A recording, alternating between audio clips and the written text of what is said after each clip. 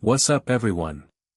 You're here at Vision Harry. We're dropping something epic today. Kreacher brought Regulus's hidden letters to Harry, everyone named Dumbledore as the real enemy. Like and subscribe if you enjoy. Let's get started. Chapter 1, The Elf Who Remembered the House Smelled Like Old Grief.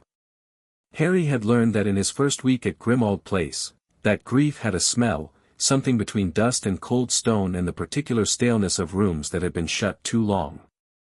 Number 12 had been shut for a very long time. Even with the order moving through it regularly, even with Mrs. Weasley scrubbing at the kitchen until her arms shook, the smell never fully left. It lived in the walls. It had been there before Sirius. It would be there long after all of them. He'd been back for 3 days now. 3 days since the ministry, since the veil, since that awful suspended moment where he'd watched his godfather fall and known, not hoped, not feared, known, that it was over before Sirius even hit the ground.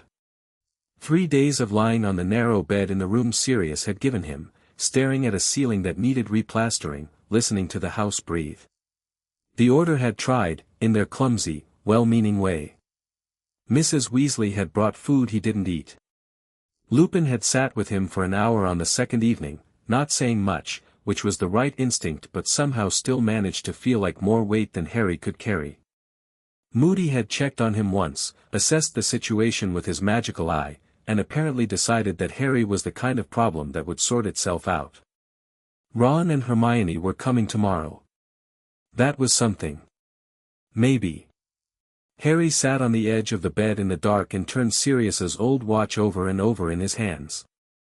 It had been on the nightstand when he arrived. Someone had placed it there, probably Lupin, the only one who'd have thought of it. The glass was cracked and it didn't tell proper time anymore, which seemed about right. He couldn't sleep. He hadn't slept properly in 4 days. The problem wasn't nightmares, which surprised him. He'd expected nightmares. He'd braced for them the way you brace for a punch you know is coming. Instead there was just this flat, grey wakefulness that sat on his chest and refused to move. He'd lie down and his brain would simply refuse to stop, turning over those last seconds in the Department of Mysteries with the relentless mechanical patience of something that had decided this was its only job now. If you'd just listened. If you hadn't gone. If you'd been smarter, faster, less of a fool, he set the watch down on the nightstand. Stood up. There was no point in lying there anymore. The corridor outside his room was dark except for the faint glow of a security lamp someone had installed at the top of the stairs, Moody's doing, almost certainly. The portraits on the wall shifted and muttered as Harry passed. Mrs. Black's curtains were closed, which meant someone had remembered to draw them before going to bed. The house creaked under his feet in its familiar, settling way. He was heading for the kitchen mostly because the kitchen was warm and he could make tea, and having something to do with his hands was better than lying in the dark cataloguing his failures. He was halfway down the stairs when he heard it, a sound so unexpected in the silence of the house that he stopped and actually pressed himself against the banister, one hand moving automatically toward his wand. It was crying. Not a person. Something smaller and more ragged than a person, a sound that came in thin, hitching waves from somewhere below, punctuated by wet sniffles and what sounded distressingly like someone repeatedly hitting themselves against a wall. Harry stood very still and listened, and after a moment he placed it, the small cupboard off the kitchen corridor, the one that smelled of boot polish and old rags, the one that Sirius had once laughingly referred to as Kreacher's domain. He found the door already slightly ajar. Through the gap came a thin sliver of light, a candle, from the flickering quality of it, and the sounds of misery being conducted in near total privacy. Harry pushed the door open. Kreacher sat hunched on a pile of old blankets in the corner, his back to the door, his bat-like ears flat against his head. Around him were arranged what Harry recognized, with a jolt, as a collection of objects he'd seen before, a folded silver locket on a piece of velvet, some letters tied with a faded green ribbon, and a photograph, a wizarding photograph, from the slight movement in it, of 2 boys standing in what looked like this very house, both of them young, both grinning. The taller of the two had Sirius's jaw and his eyes, but something quieter in his expression. The shorter one was Sirius. Kreacher was holding one of the letters. He hadn't heard Harry. He was rocking slightly, a small miserable motion, still making those thin hitching sounds. The candlelight made his shadow enormous on the wall, a great grotesque shape that bore no resemblance to the small, heartbroken creature making it. Harry stood in the doorway for a moment and thought about Sirius, who had hated Kreacher. Thought about himself, who had been cold to Kreacher, who had been dismissive and unkind in ways he barely noticed at the time because Kreacher had always seemed more irritant than person. Thought about the thing he'd learned, late and too slowly, which was that Kreacher had betrayed Sirius partly because of what Narcissa and Bellatrix had given him, but partly because no one in this house had ever treated him as though his grief was worth acknowledging. He cleared his throat softly. Kreacher spun around with a sound like a startled animal. The letter flew out of his hand. His enormous eyes went from Harry to the scattered objects and then to the floor, and his whole body contracted with shame the way a sea creature contracts when it's exposed. "Master Harry," he croaked. The honorific still sat oddly. In the months before his death, Sirius had owned Kreacher. The house and everything in it, including Kreacher, had passed to Harry by default. He'd barely thought about it. He thought about it now. "Sorry," Harry said. "I didn't mean to intrude." Kreacher stared at him. The staring went on long enough that Harry began to feel faintly self-conscious about it. The old elf looked, not calculating, exactly. More like someone who had been expecting a specific kind of cruelty and had received something else entirely and was not sure what to do with that. Kreacher was only, the elf began, and then stopped. His eyes went to the photograph on the floor. Kreacher was remembering. Harry looked at the photograph again. At the boy with Sirius's jaw and something quieter in his expression. He sat down on the floor, just sat down, cross-legged in the corridor doorway, which put him roughly at eye level with Kreacher, and said, "Is that Regulus?" The name hit Kreacher like a physical thing. His ears lifted slightly. "Master Regulus," he said, with a reverence that was almost painful to hear. "Yes. Sirius talked about him sometimes," Harry said. "Not often. Never for long. But sometimes, late at night, Sirius had let small fragments slip, a younger brother who'd made the wrong choice, who'd made it young and paid for it young, who hadn't had the chance to make a better one. He said Regulus was brilliant. Master Regulus was the cleverest person Kreacher ever knew, the elf said, with total conviction. Then, with a kind of fierce quietness, Master Regulus trusted Kreacher. Harry sat with that for a moment. The house creaked. Somewhere deep in the walls something settled with a sound like old timber giving up an argument it was tired of having. "I know I haven't been," Harry stopped. Started again. "I know things between us got off to a bad start, Kreacher. I know I wasn't," he rubbed the back of his neck. He wasn't good at this, had never been good at this, found apologies to people who deserved them harder than fighting things that wanted to kill him. "I should have been kinder. To you. I'm sorry." Kreacher was very still. "Master Sirius is gone," the elf said, finally. Not accusatory. Just factual, in the way small truths often were. "Yeah," Harry said quietly. "He is." Another silence. This one was different from the first one, less cautious, less loaded. Kreacher looked down at the letter on the floor and something shifted in his expression, some private calculation completing itself behind those enormous lamp-like eyes. "Kreacher has been keeping these," the elf said slowly, as if the words were being chosen one at a time from a very small available supply. "Since Master Regulus was gone.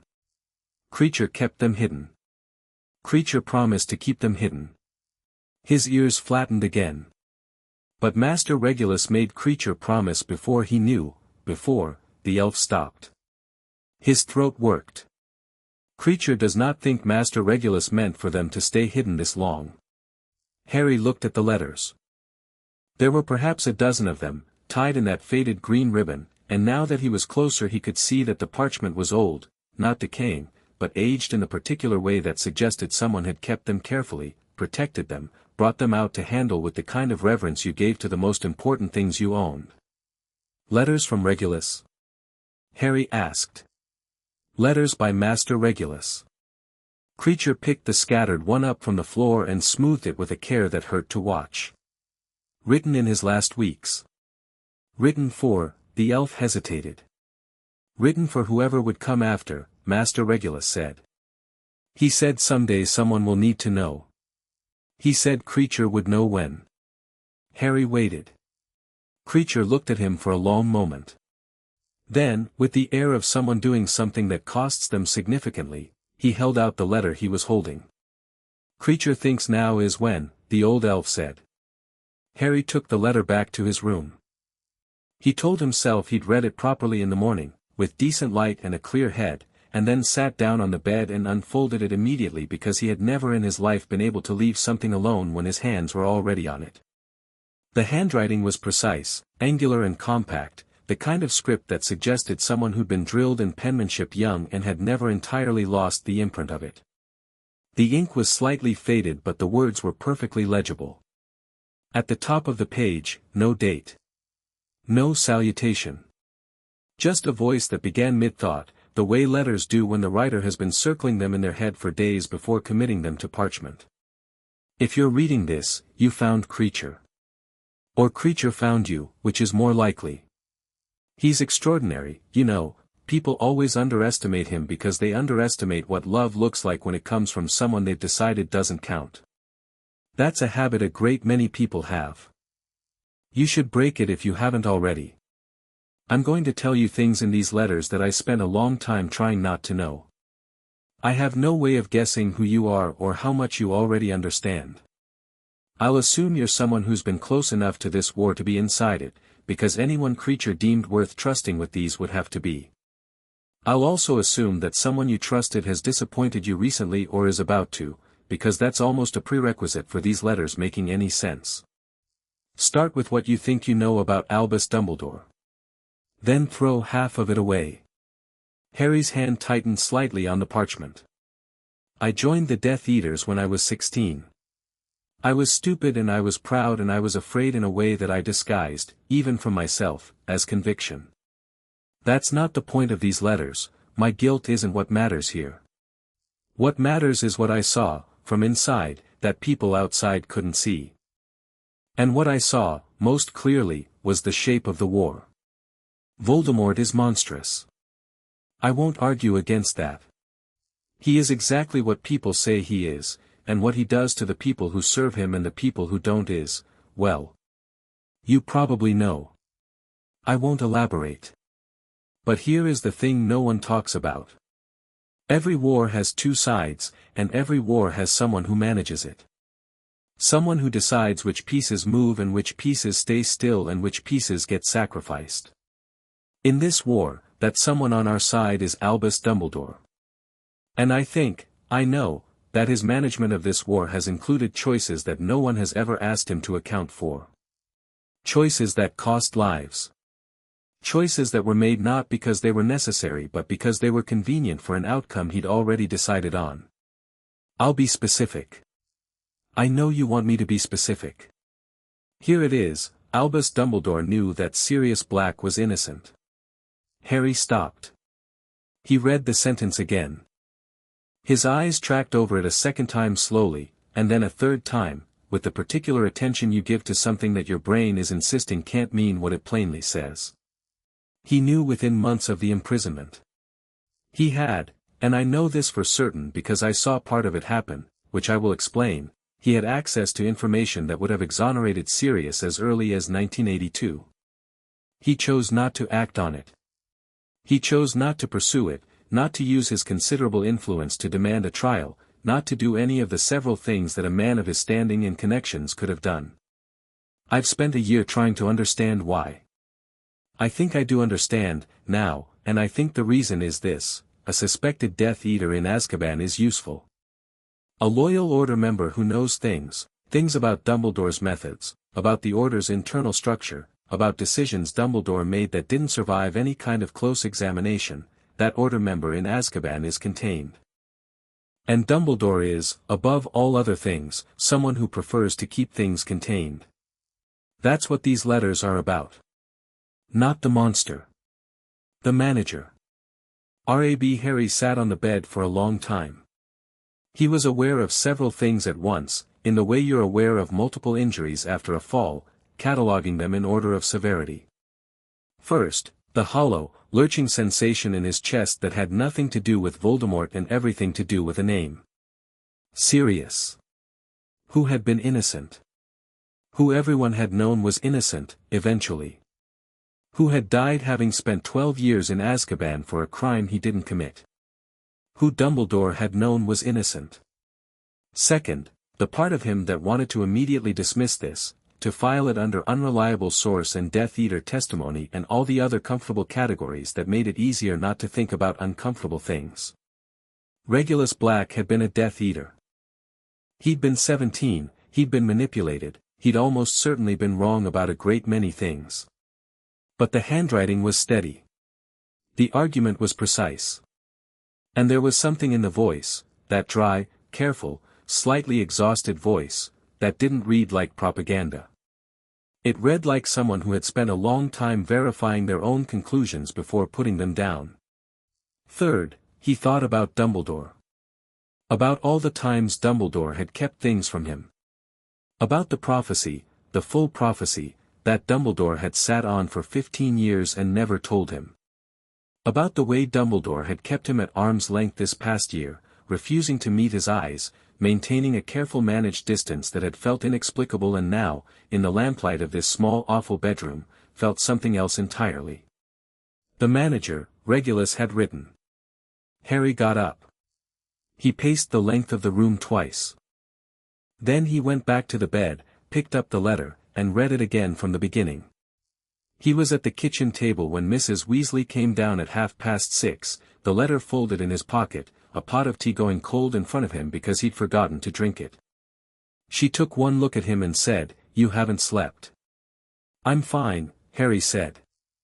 Mrs. Weasley's expression did the particular thing it did when she was deciding whether to push and had decided not to, for now. She moved to the stove and began a business with eggs and toast that Harry suspected was partly culinary and partly something to do with her hands. "Ron and Hermione are arriving at noon," she said, without turning around. "I know. It'll be good to, Mrs. Weasley." Harry's voice came out more careful than he intended. More flat. He softened it consciously. "I know. It will. I'm looking forward to it." She looked at him over her shoulder and whatever she saw in his face made her go quiet in a way that was different from her usual quiet, more watchful. She didn't press. She put a plate of toast in front of him, squeezed his shoulder once with the particular warmth that was entirely her own, and left him to it. Harry ate 2 pieces of toast mechanically and thought about Sirius.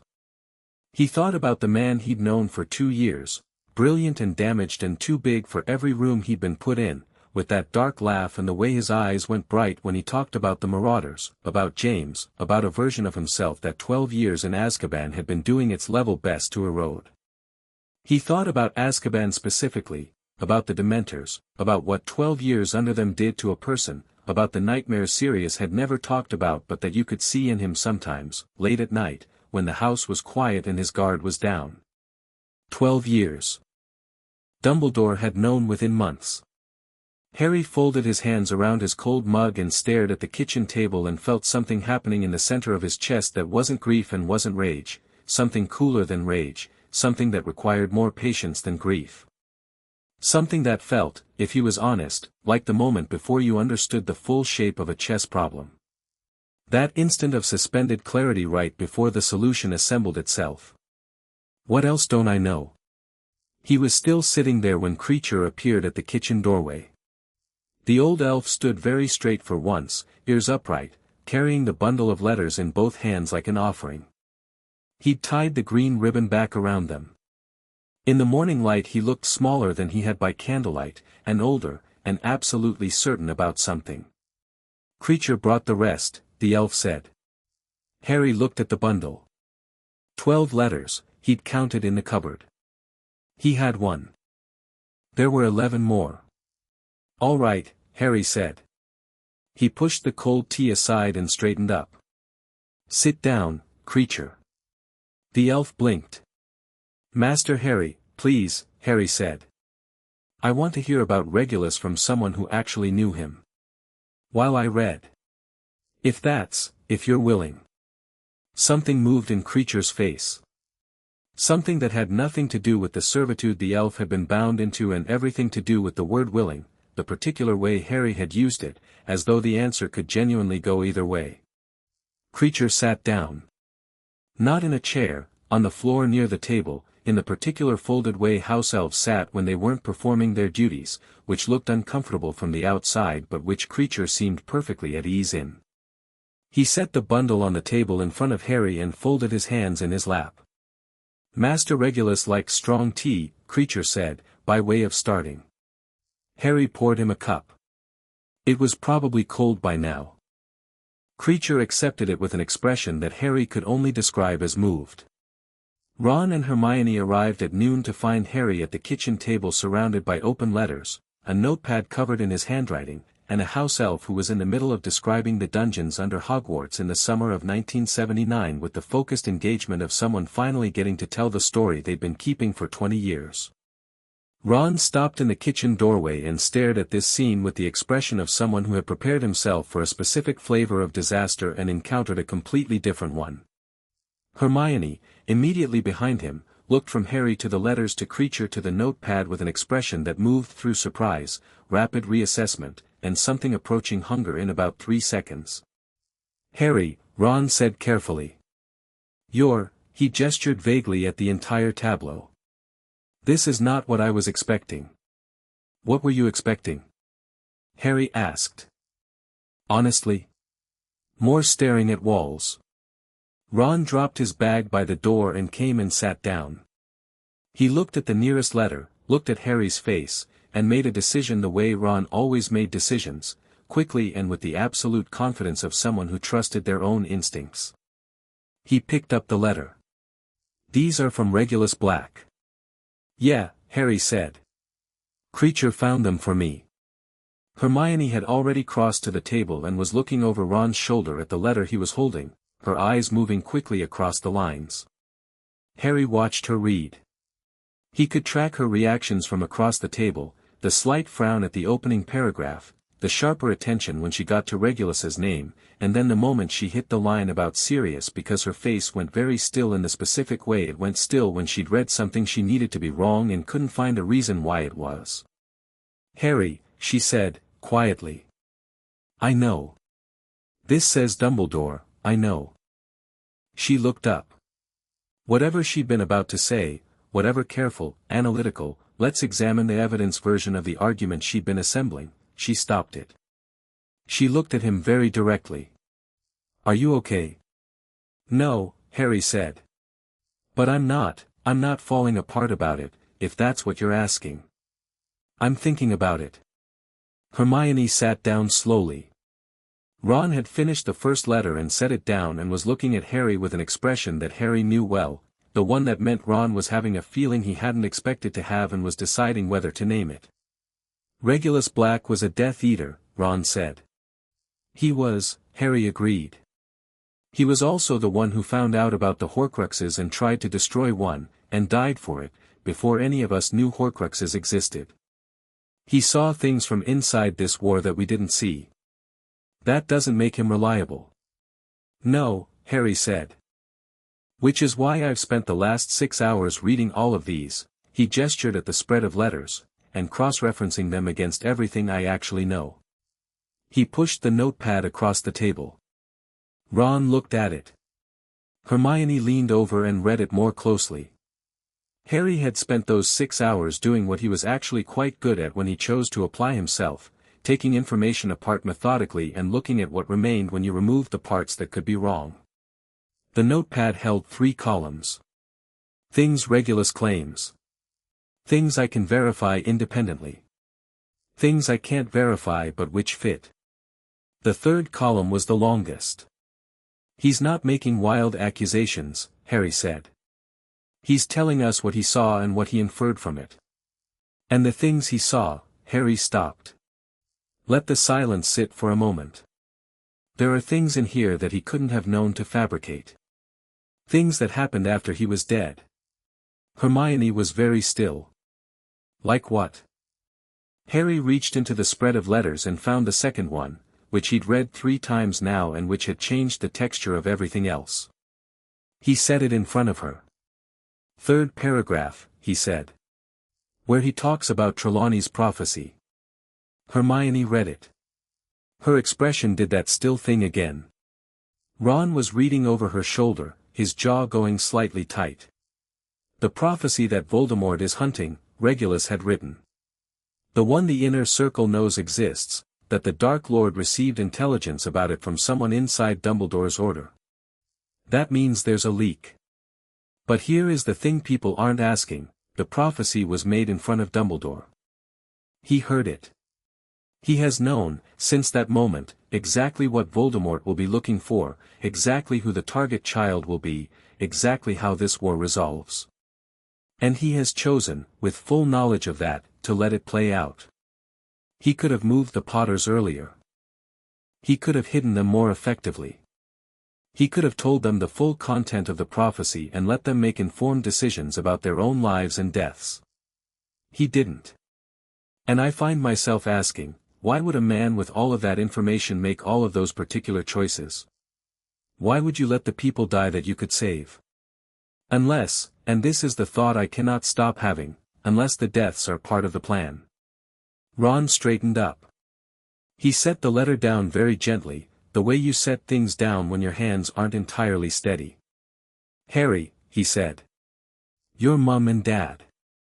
"Yeah," Harry said. The kitchen was very quiet. Somewhere upstairs, Mrs. Weasley was moving around, the particular domestic rhythm of someone who didn't know what was happening in the room below and wouldn't have been able to process it if she did. "He's inferring," Hermione said.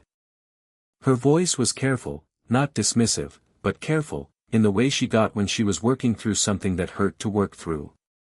"He doesn't have direct evidence that Dumbledore intended." "No," Harry agreed. "He's inferring. Same as I've been doing." He looked at her steadily. "But Hermione. He wrote this before my parents died. Before any of it. He wrote this in 1979, and my parents died in 1981, and he described the shape of it 2 years before it happened." Harry paused. "That's not inference. That's pattern recognition." Hermione opened her mouth. Closed it. Opened it again. "We don't know that this letter is dated accurately." "We don't, Kreacher," Harry said. The elf, who had been sitting quietly through all of this, looked up. "When did Regulus write these letters?" "In the year before Master Regulus died," Kreacher said, with absolute certainty. Kreacher remembers. Kreacher was there. Master Regulus wrote most on autumn evenings in his bedroom. He gave them to Kreacher in the December before. A pause. "In the December before." 1979, Harry said. Kreacher nodded. Hermione sat back in her chair. She looked at the notepad.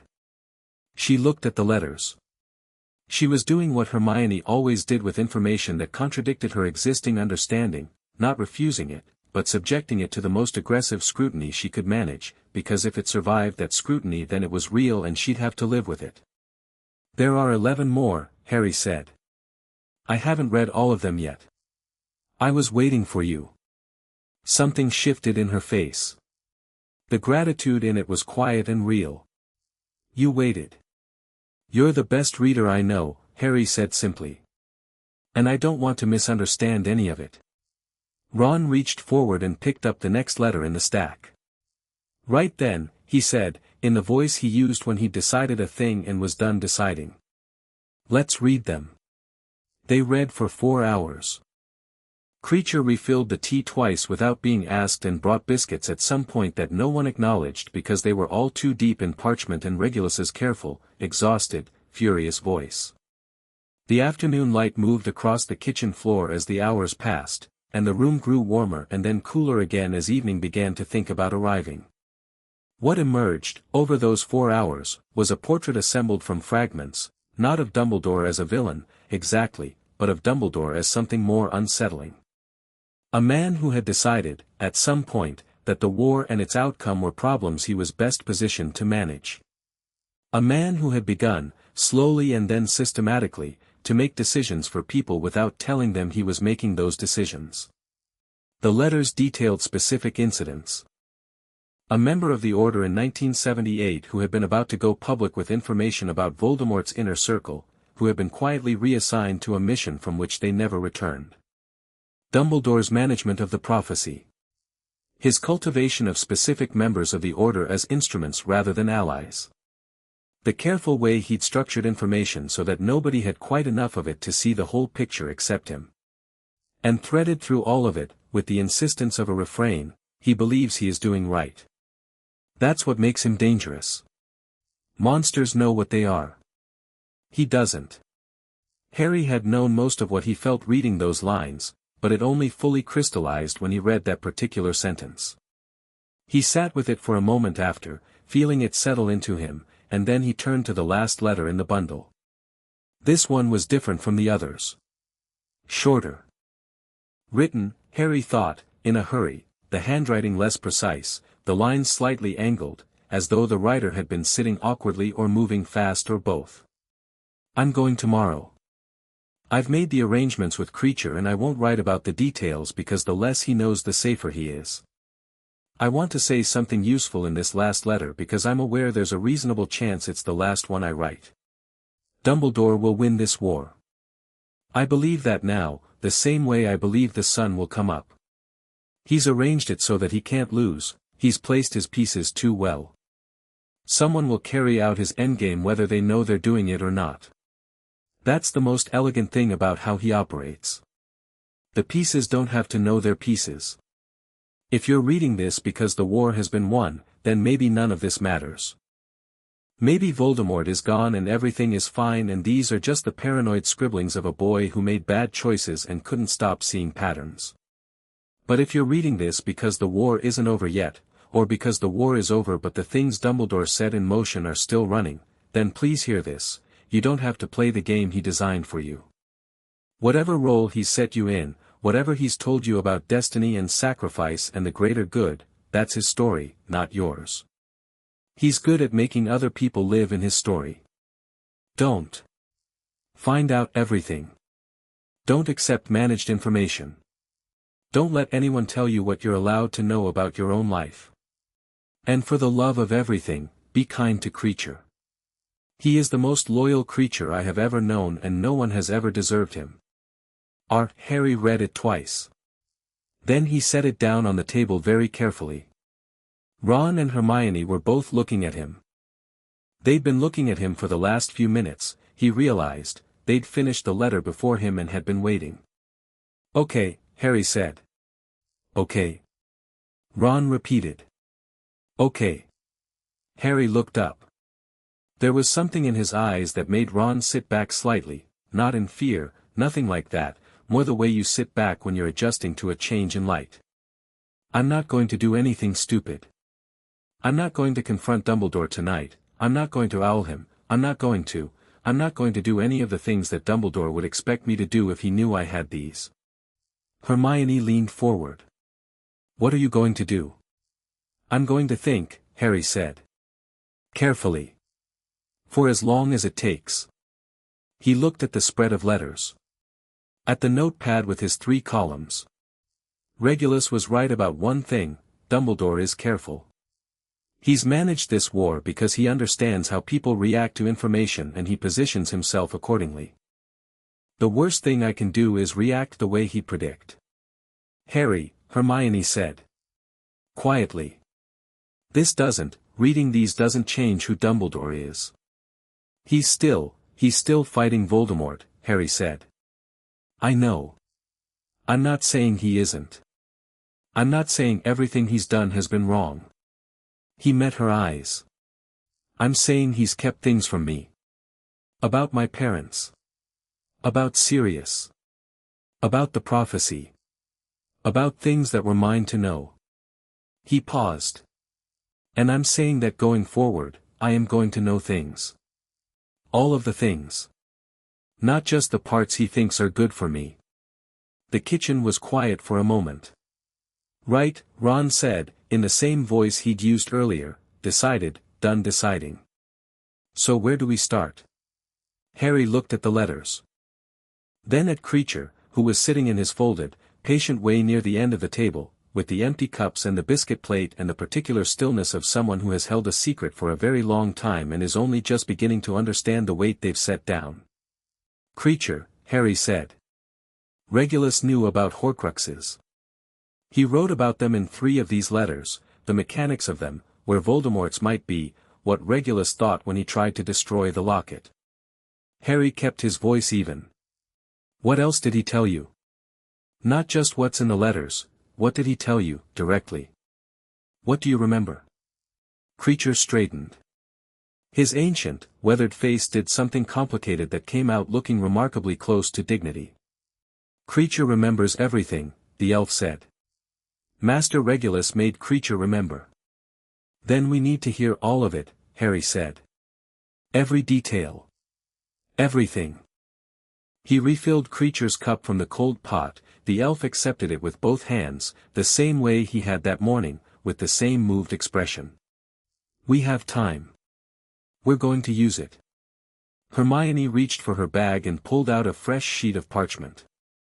Ron produced a quill from somewhere with the casual preparedness of someone who'd been doing homework in hostile conditions for 5 years.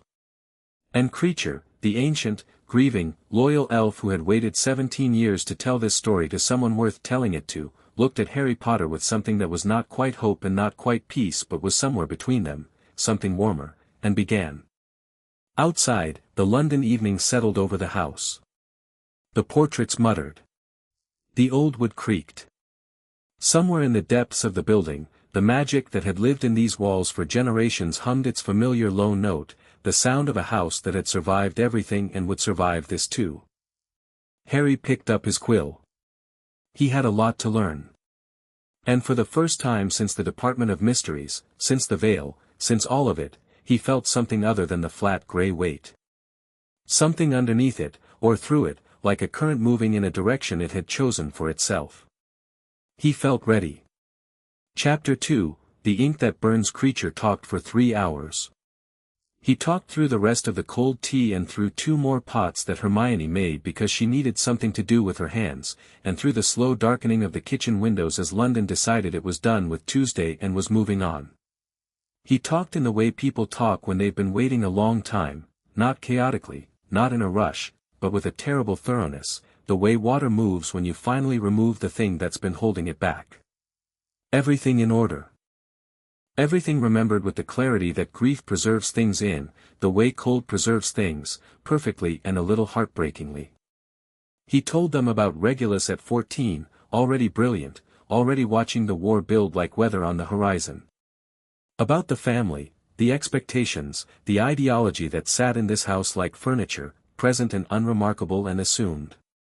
About Regulus's recruitment into the Death Eaters at 16, which had not been the dramatic ceremony Harry had half imagined but something quieter and more awful, a dinner, certain older men, a conversation that Regulus had walked into thinking he was being consulted and walked out of already committed. He told them about the locket. Harry had read fragments of this in the letters, but hearing Kreacher tell it was different.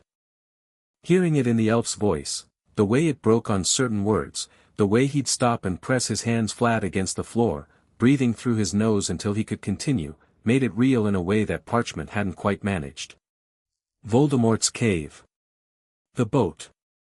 The basin full of potion and the locket at the bottom of it, and Regulus ordering Kreacher to leave and come home and never tell, and Kreacher doing exactly that because he had no choice, because that was what he'd been bound to do, and living with that ever since.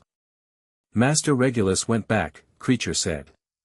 He went back alone to drink the potion and retrieve the locket himself. He told Kreacher beforehand.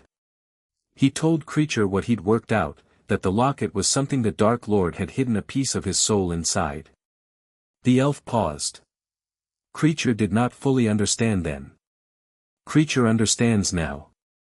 Master Regulus died destroying something that should never have existed. The kitchen was very quiet. He changed the locket, Hermione said. She was looking at her notes, 5 pages of tight writing now, cross-referenced and annotated. He swapped it for a fake and left a note. The real locket, he took it. He meant to destroy it. He could not, Kreacher said. He tried. Many methods. Nothing worked. The locket could not be destroyed by ordinary means, and Master Regulus died before he found the right ones. A pause. Kreacher has been trying since. Kreacher has not found the right ones either. Harry looked at Hermione. She looked back at him with the expression she wore when a problem had just gained 2 new dimensions. Basilisk venom, she said quietly. Or fiend fire. In theory. Something that destroys magically as well as physically. We have a basilisk under Hogwarts, Ron said. Then, catching their expressions, I'm just saying. We've been down there before. We'll come back to that, Harry said. He turned back to Kreacher. The letters talk about other Horcruxes. Regulus names possibilities. Kreacher nodded. Master Regulus had theories. He believed there were more. He believed the Dark Lord would not put himself into one object, too great a risk. He thought at least 5. Maybe more. 6, Harry said. Both Kreacher and Hermione looked at him sharply. He hadn't said this yet, hadn't said it because it was the piece of Dumbledore's information he was least certain about, the piece that required him to trust something the old man had told him while also distrusting everything else. He'd been turning it over all day, testing it. Dumbledore told me he thought 6, Harry said. 7 parts of a soul. That would be the magical significance. 7. He kept his voice steady. One thing I'm going to say about Dumbledore, I think he tells the truth about the things where lying doesn't serve him. The number of Horcruxes doesn't fall into that category. He'd want me to have accurate intelligence about Voldemort if I'm supposed to. He stopped. Hermione looked up from her notes. If you're supposed to what? Harry looked at her. He thought about Regulus's letter. About pieces and stories and the games people designed without telling the other players what game they were in. There's a prophecy, Harry said. The full version. He told them. Not a summary, the actual words, which he'd had memorized since the night he'd watched the glass sphere fall and shatter on the floor of the Department of Mysteries. He'd thought about it so many times since that it lived in him now, word for word, the way songs did when you'd heard them too often. Neither can live while the other survives. Ron had gone very still. The particular stillness of someone who'd suspected something and hadn't wanted to be right. How long have you known? Hermione asked. Since the Ministry, Harry said. Dumbledore told me after. And before that? He'd been keeping the full content from me. Harry said it without heat. Just as a fact, examining it in the light. He knew since before I was born. He knew when Voldemort went after my parents. He knew during my first year, my second year, every year. He chose the timing of telling me very carefully. Hermione set her quill down. She didn't pick it up again for a moment. She was looking at the table with the expression of someone who'd been handed a compass and just noticed it was pointing somewhere unexpected. He could have prepared you, she said. Quiet. Yes, Harry said. He could have trained you. Given you more information, more time, yes. Instead she stopped. Breathed. Why? Why would he want you less prepared? Harry had thought about this. He'd thought about it for most of the night and most of the day, and he had an answer that he didn't like and that he believed was correct. He looked at Kreacher, because Kreacher had spent the last hour describing, among other things, what Regulus had written about the mechanics of Horcruxes, the theory of them, the magic of what it took to make one, what it did to the soul. Kreacher, Harry said. What does Regulus say about what happens to someone who's struck by the killing curse while Voldemort is, while parts of his soul are detached? Kreacher met his eyes. Master Regulus wrote that if the killing curse strikes a person near the Dark Lord during a moment of great magical instability, the elf paused, working through the memory carefully. If the soul is already fragmented, already violent from the process from the act that creates a Horcrux, then another fracture is possible. An unintended one. A fragment of soul attaching itself to the nearest living, Harry, Hermione said. Very carefully. Yeah, Harry said. Are you saying you think you might be? I'm saying Regulus theorized about the possibility of accidental Horcrux creation 3 years before my parents died, Harry said. And I'm saying I have the ability to speak to snakes, and I'm saying Dumbledore won't look me in the eye, and I'm saying the scar on my forehead hurts when Voldemort is near. He was being very calm. He needed to be very calm. I'm not saying it for certain. I'm saying it as a possibility that I think has been on Dumbledore's list of possibilities for a long time. The silence stretched. If you're a Horcrux, Ron said, in a voice that was controlled and careful in the way Ron's voice got when he was managing something he didn't want to show on his face, then, to destroy all of them. I know, Harry said. Harry, I know, Ron. He looked at his best friend directly. Which is exactly why I wanted to understand it before Dumbledore decided it was time to tell me. He paused. Because if I'm going to walk into something like that, I'd rather walk in knowing everything than be led there by someone who's decided it's for the greater good. Another silence. This one had a different quality, not horrified, but thoughtful. Adjusting. Hermione picked up her quill. All right, she said. Her voice had changed, the careful, fragile quality gone, replaced by something harder and cleaner, the voice she used when she processed a problem and was ready to engage with it. Then we need to work out 2 things independently. 1, the Horcruxes. How to find them and how to destroy them. 2, whether there's a way to deal with the possibility you've raised, that doesn't end the way Dumbledore might be expecting. There might not be, Harry said. There might not be, she agreed. But we're going to look. Comprehensively. She glanced at the letters. Regulus had 17 months of research and access to the Black family library. What did he find? Harry reached into the spread of letters and found the 4th one, the one that had made him pause the longest that morning, the one he'd circled 3 specific passages in on the notepad. He placed it in front of her. Start with this one, he said. They worked through the evening and into the night, the 3 of them and Kreacher at the kitchen table, building a picture from fragments. Regulus had been meticulous, each letter contained both personal observation and theoretical work, the 2 threads woven together in a way that required patience to unpick. Hermione was best at the theoretical sections. Harry was best at the personal ones, the observational records, the patterns. Ron, who both of them had consistently underestimated as a strategic thinker, turned out to have the clearest head for what they were calling the board, the overall shape of the war, where the pieces were, what was at stake. By midnight they had a list. Not a plan, not yet, but a list.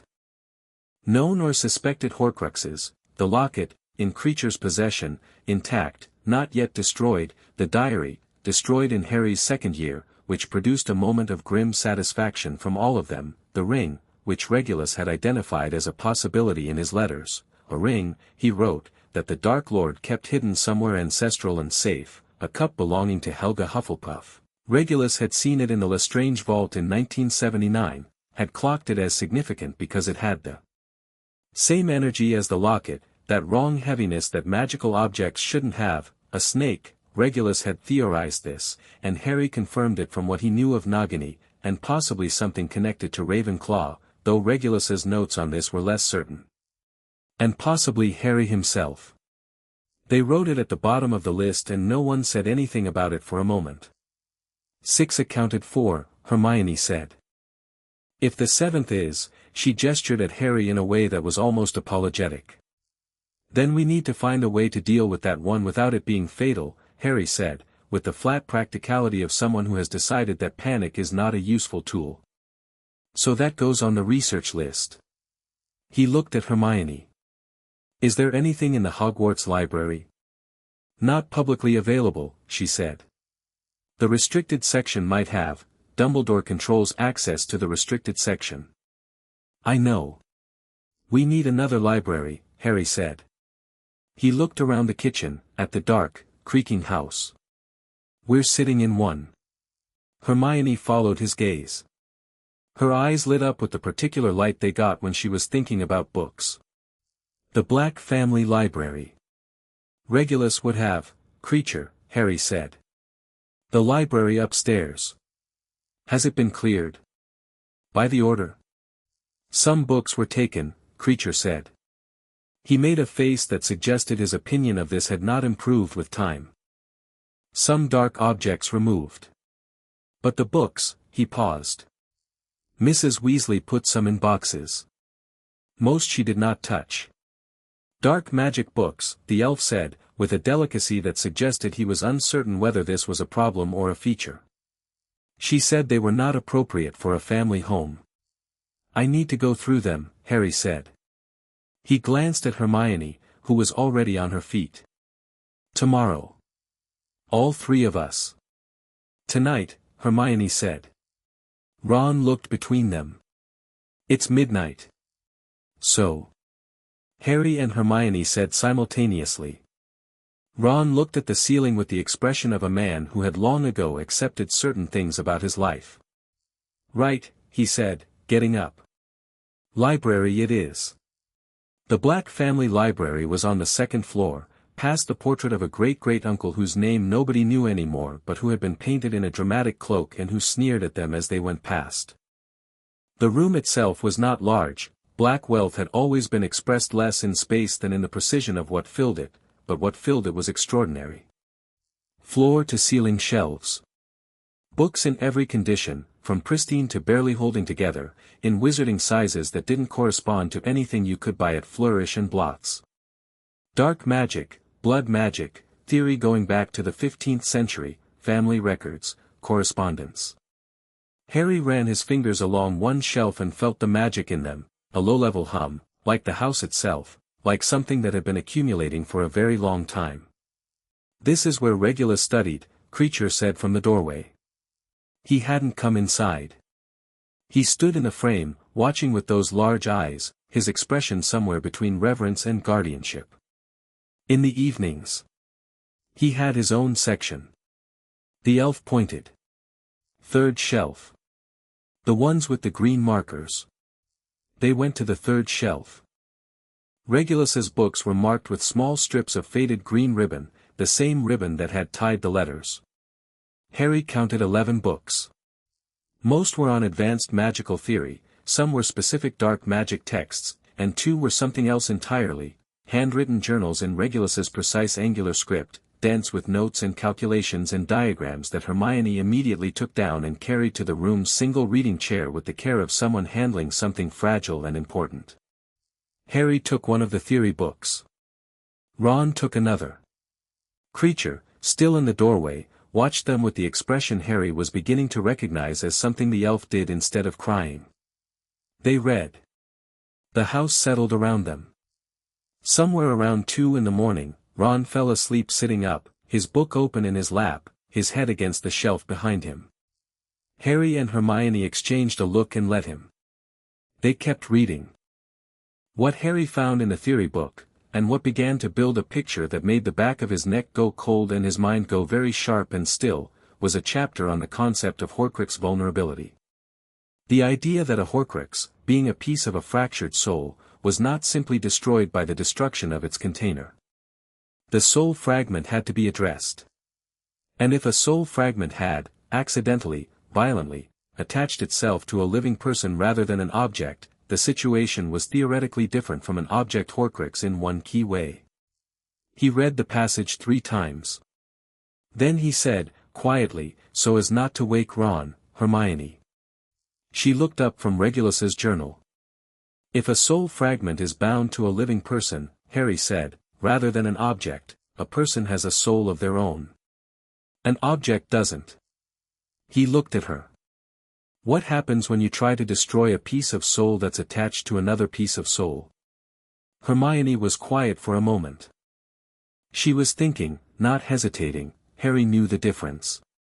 The fragment it would need to be separated first, she said slowly. You couldn't destroy the fragment without destroying the host, unless, she stopped. Her eyes went quickly to the journal in her hands, flipped 2 pages back. She read something. Looked up. Unless the fragment could be drawn out. By something that the fragment itself is repelled by. Another pause. Something like, basilisk venom, Harry said. No, that destroys. I mean repelled, forced out without. She stopped again.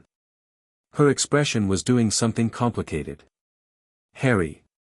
In your first year. The diary. When you stabbed it, the memory of Riddle, the fragment, it screamed. It came out. That's not the same as the diary being destroyed, is it?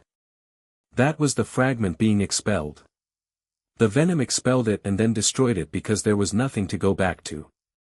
But if there were, she looked at him very carefully. If there were a host. Something it could transfer to. The snake, Harry said. Nagini. Or, Hermione said, if it were expelled and then the vessel, the original vessel, the person it had been inside, was already dying, Harry said.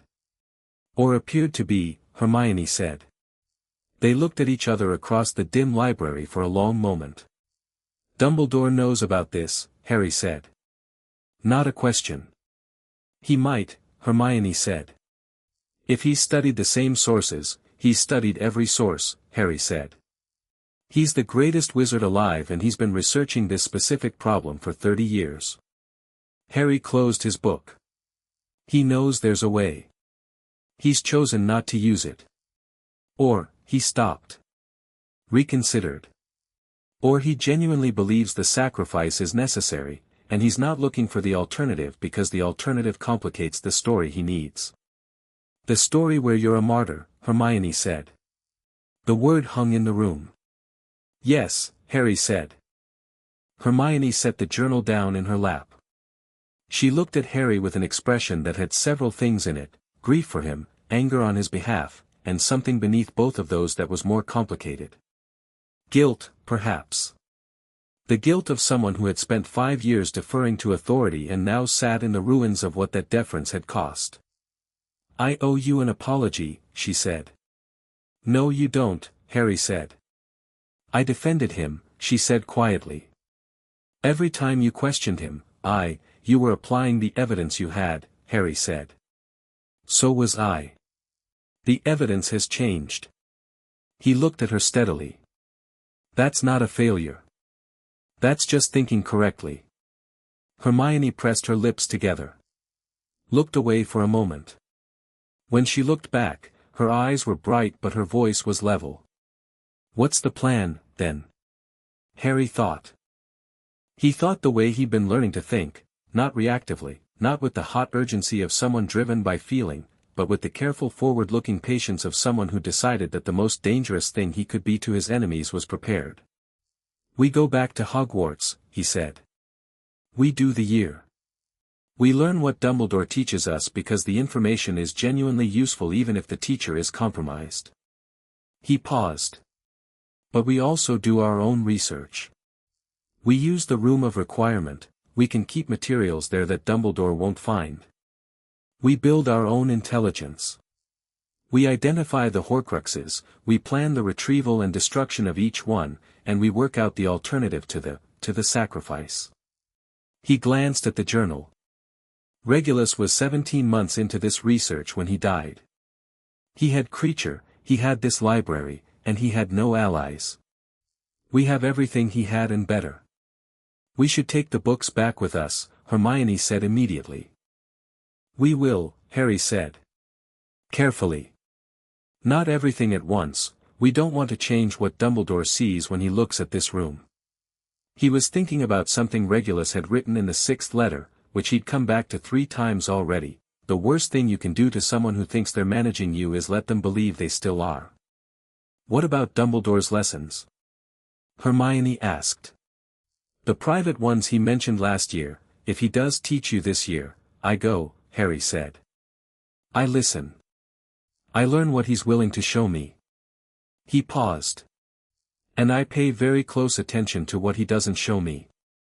Hermione was quiet for a moment.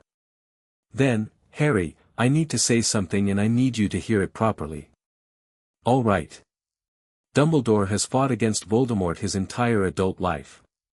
He built the Order. He's kept people alive who would otherwise be dead. Whatever choices he's made that we don't, she stopped. He's not the enemy. He's not Voldemort. He's someone who decided that my life was a resource to be managed, Harry said. Even. No heat. He's someone who let Sirius rot in Azkaban. He's someone who knew my parents were in danger and managed that danger with their lives as one of the variables. He met her eyes. I'm not going to be his enemy. I'm not going to expose him, or go to the ministry, or do anything dramatic. That's not the point. He paused.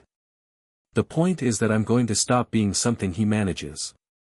He can be the greatest wizard alive and be catastrophically wrong about specific things at the same time. Both are true. Hermione held his gaze for a long moment. He could see her wrestling with it, the competing loyalties, the discomfort of not being able to arrive at a clean answer. He understood. He'd been there too, for most of the night. He was through it now, or at least through the first part of it. She'd get there in her own time. Okay, she said, finally. It wasn't enthusiastic. It was honest. Harry preferred honest. Ron woke up at 3 in the morning with the book in his lap and a line from the binding imprinted on his cheek. He looked around the library with the disoriented expression of someone who'd expected to be somewhere else and found the situation mostly acceptable anyway. Did I miss anything? He asked. We might have found a way Harry doesn't have to die, Hermione said. Oh, brilliant, Ron said, with the equanimity of someone who'd decided to just accept the conversational registers of his friendships. Is it in that book? We think so. Partially. Hermione held up the journal. Regulus was working on the theory of soul fragment expulsion. We need to cross-reference it with a few other sources but, yes. Probably in that book. Ron looked at Harry. You're not scared, he said. Not accusing. Observing. I was scared last night, Harry said. Before I started reading. He thought about how to explain what had happened in the hours since, the way information, even frightening information, changed the quality of fear. Fear without knowledge was just panic. Fear with knowledge was something you could work with. Now he searched for the word. Useful, Ron supplied. Harry looked at him. Yeah. Exactly that. Ron nodded slowly. Good, he said. Scared Harry gets people killed. Useful Harry gets things done. He stood up, stretching, and looked at the shelves around them. We need a system for getting these books to Hogwarts without Moody noticing. He checks all the bags. Harry smiled, the first real one in days. I know. Kreacher can carry them, the elf said, from the doorway. He said it in the matter-of-fact way of someone making an obvious practical suggestion. Kreacher can appear inside Hogwarts. Kreacher has done it before. A pause. Kreacher can also appear inside certain other places, if Master Harry requires. Certain other places, Harry repeated. Places a house elf bound to a wizarding family has been invited, Kreacher said carefully. Including the vaults of families with whom the Blacks have had historic connections. Harry looked at Kreacher for a long moment. He thought about Regulus's description of Helga Hufflepuff's cup in the Lestrange vault. He thought about the way Kreacher had said invited, which was technically the required condition for apparition in warded spaces, but which implied a great deal. Can you get into the Lestrange vault? Harry asked. Kreacher was quiet for a moment. The Lestranges and the Blacks were on friendly terms, the elf said. Kreacher was brought to their home on several occasions as a young elf. Another pause. Kreacher would require more thought before attempting a vault. But a visit to the location of the vault, to take its measure, Kreacher believes this is possible. Don't attempt it yet, Harry said. But remember that you can. Kreacher inclined his head. The gesture was not servile. It was the inclination of someone acknowledging a decision as sensible. They came back down to the kitchen as the sky outside went from black to the particular grey dark that was London in the small hours, that colour the city went when it was breathing between night and morning. Harry made tea that was actually hot this time and they sat around the table with it, the letters stacked neatly in front of them, Kreacher in his floor spot, the notepad covered in Hermione's writing. One more thing, Harry said. He picked up the last letter, the short one, the last one Regulus had written. He set it in the middle of the table. Ron and Hermione both read it again. Ron had read it once already, Hermione had read it 3 times and made notes in the margin. They read it again now in the quiet, and nobody said anything for a moment. Don't let anyone tell you what you're allowed to know about your own life, Ron read aloud. He looked at Harry. He was talking to you specifically, wasn't he? Not just whoever, specifically you. He didn't know it was me, Harry said. No, Ron said. But it is. Harry thought about Regulus Black, who had been 17 when he joined the Death Eaters and 20 when he died, who had spent the years between trying to undo the first thing.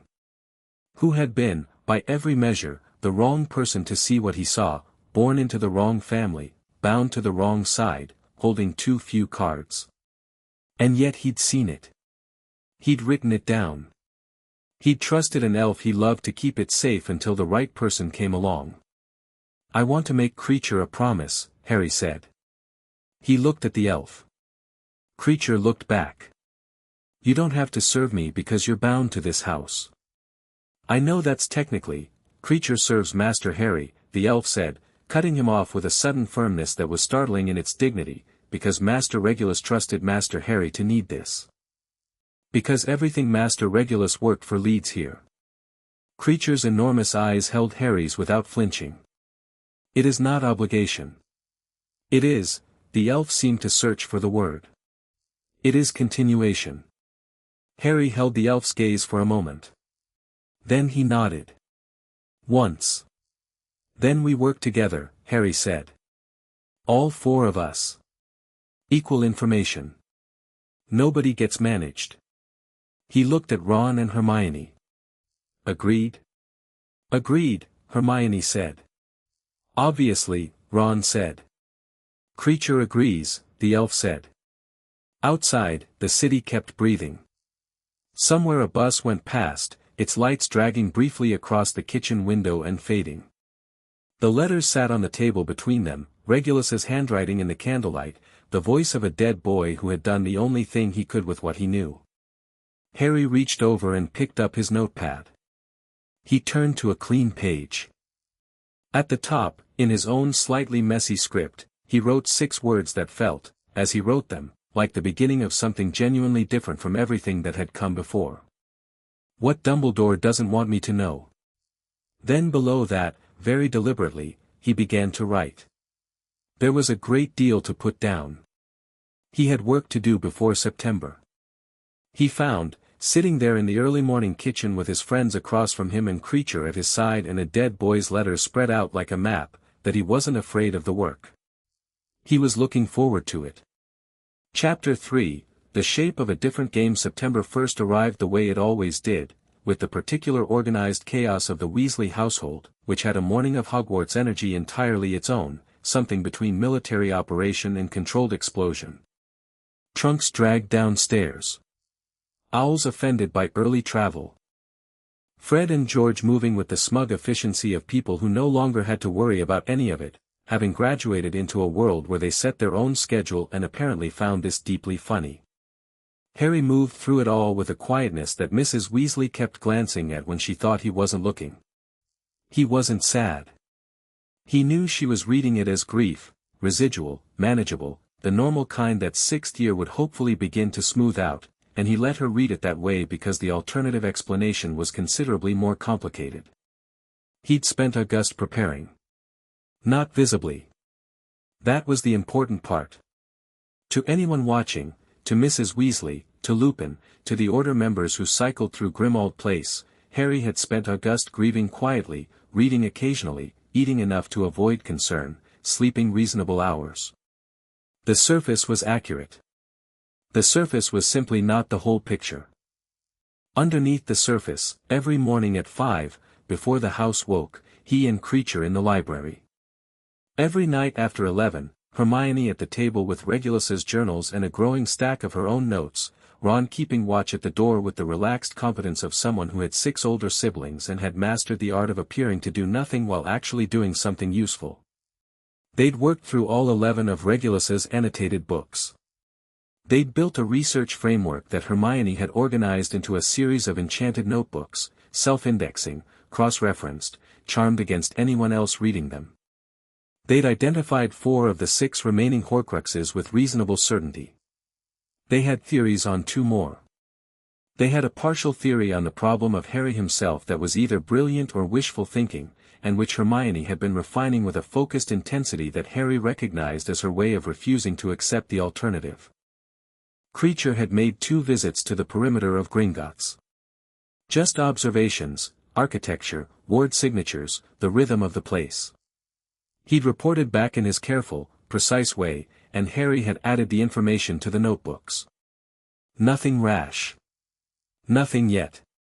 He loaded his trunk into the car with the others and found himself standing in the warm September morning outside the Burrow, looking at the familiar messy roofline, and thought, last year I came here as someone else's piece on someone else's board. He picked up his bag and got in the car. The Hogwarts Express was loud and crowded and smelled of sweets and the particular anticipatory energy of a few hundred young people who'd spent the summer away from each other. Harry, Ron, and Hermione found a compartment at the back of the train, and within 10 minutes Neville had joined them, and within 20 Luna had drifted in with her quibbler and taken a seat as though she'd been there all along. Harry was glad to see both of them.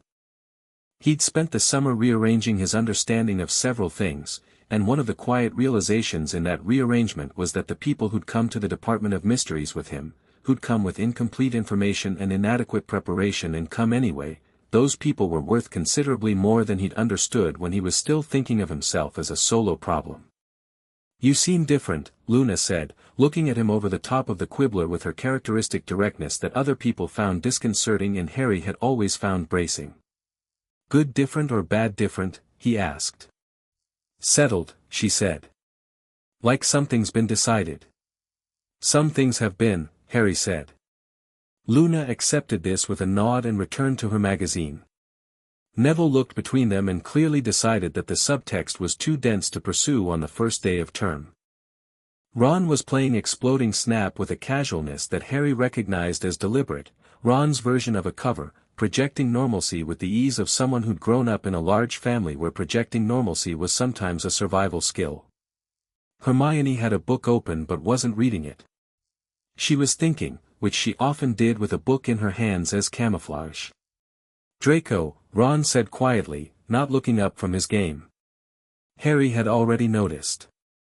Malfoy had walked past the compartment twice in the last hour, once with Crabbe and Goyle, once alone, and both times with an expression that was doing something different from its usual sneer. Tighter. Something behind the eyes that wasn't the arrogance Harry was used to seeing there. He looks scared, Hermione said, barely audible. He is scared, Harry said. Something had happened to Malfoy over the summer. Harry had been turning it over since the platform. There was a way that people carried the weight of things they'd been given and hadn't wanted, and Malfoy had it now, that particular held quality, like a person trying not to spill something. Harry didn't know the specifics. He had a theory. He filed it. He had a lot of files now. It was a different way of moving through the world than he was used to, and he wasn't sure yet whether he liked it exactly, but he trusted it more than the alternative. Hogwarts at dusk was always the same and always new, the way certain things were, the way the castle reset itself every September as though agreeing to be seen fresh. Torches lit. The lake still and enormous. The smell of stone and old magic and, underneath everything, something that had always been there and that Harry had never had a word for until now, home. It was still home. That hadn't changed with the letters. Whatever Dumbledore was or wasn't, whatever the summer had uncovered, Hogwarts was Hogwarts, and it remained the first place Harry had ever walked into and understood immediately, in his bones, that he belonged. He carried that understanding with him through the Great Hall and the sorting and the feast, through Dumbledore's start-of-term speech, which Harry listened to with new attention, parsing not just what was said but the shape of what wasn't. There was no mention of the Department of Mysteries. No mention of Sirius. No mention of what had happened and what it meant. Dumbledore spoke about the importance of unity and vigilance and community, and it was all true and all useful and all, Harry noticed, entirely absent of anything specific. The management of information, Regulus had written. Observe how he speaks to a room. Observe what he assumes the room doesn't need to know. Harry observed. After the feast, walking back to Gryffindor Tower, Dumbledore caught his eye across the entrance hall. Just for a moment, the old man was speaking to McGonagall, but his gaze crossed Harry's and held it briefly, and Harry held it back, steady, before looking away first. Not in submission. Just because he'd decided what he wanted Dumbledore to see and what he didn't, and right now he didn't want the old man to see anything that wasn't a grieving 16-year-old boy trying to get back to normal. He suspected Dumbledore saw more than that. He was prepared for that too. The first week of term established its rhythms and Harry settled into them with the specific patience of someone who had decided that routine was useful cover. He went to classes. He paid attention, more than he usually did, actually, because he'd discovered over the summer that paying attention was not the same as blind deference and that information was useful regardless of its source. Slughorn's potions class was genuinely interesting. McGonagall's transfiguration had always been interesting. Even Binns, who could make the Goblin Rebellion sound like a lullaby, contained occasional useful details about magical history that Harry noted with the quiet thoroughness of someone building a picture one tile at a time. He also paid attention to what was happening in the castle. Malfoy, for instance. Harry watched Malfoy with a new kind of attention, not the old reactive hostility but something more like curiosity. The fear he'd clocked on the train was still there, living under the surface of Draco's usual performance, and it was getting worse. He ate quickly. He sat with his back to the wall when he could.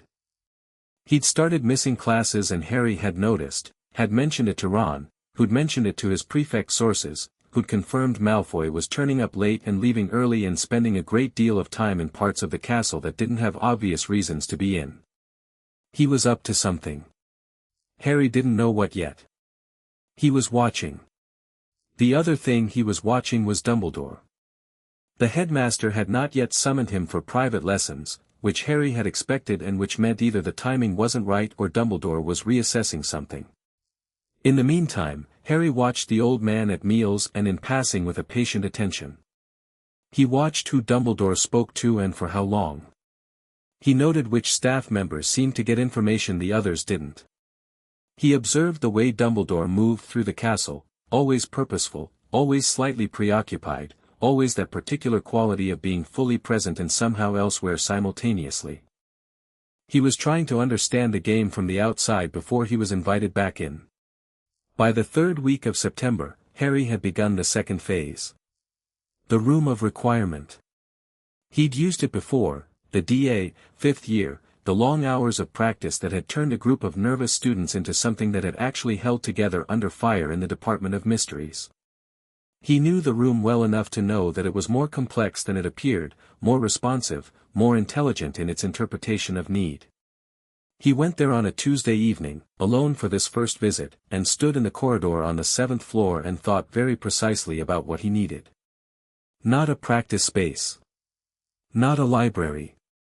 Something between them, a room that could be both, and that could also be something else, secure. Invisible to those who weren't meant to find it.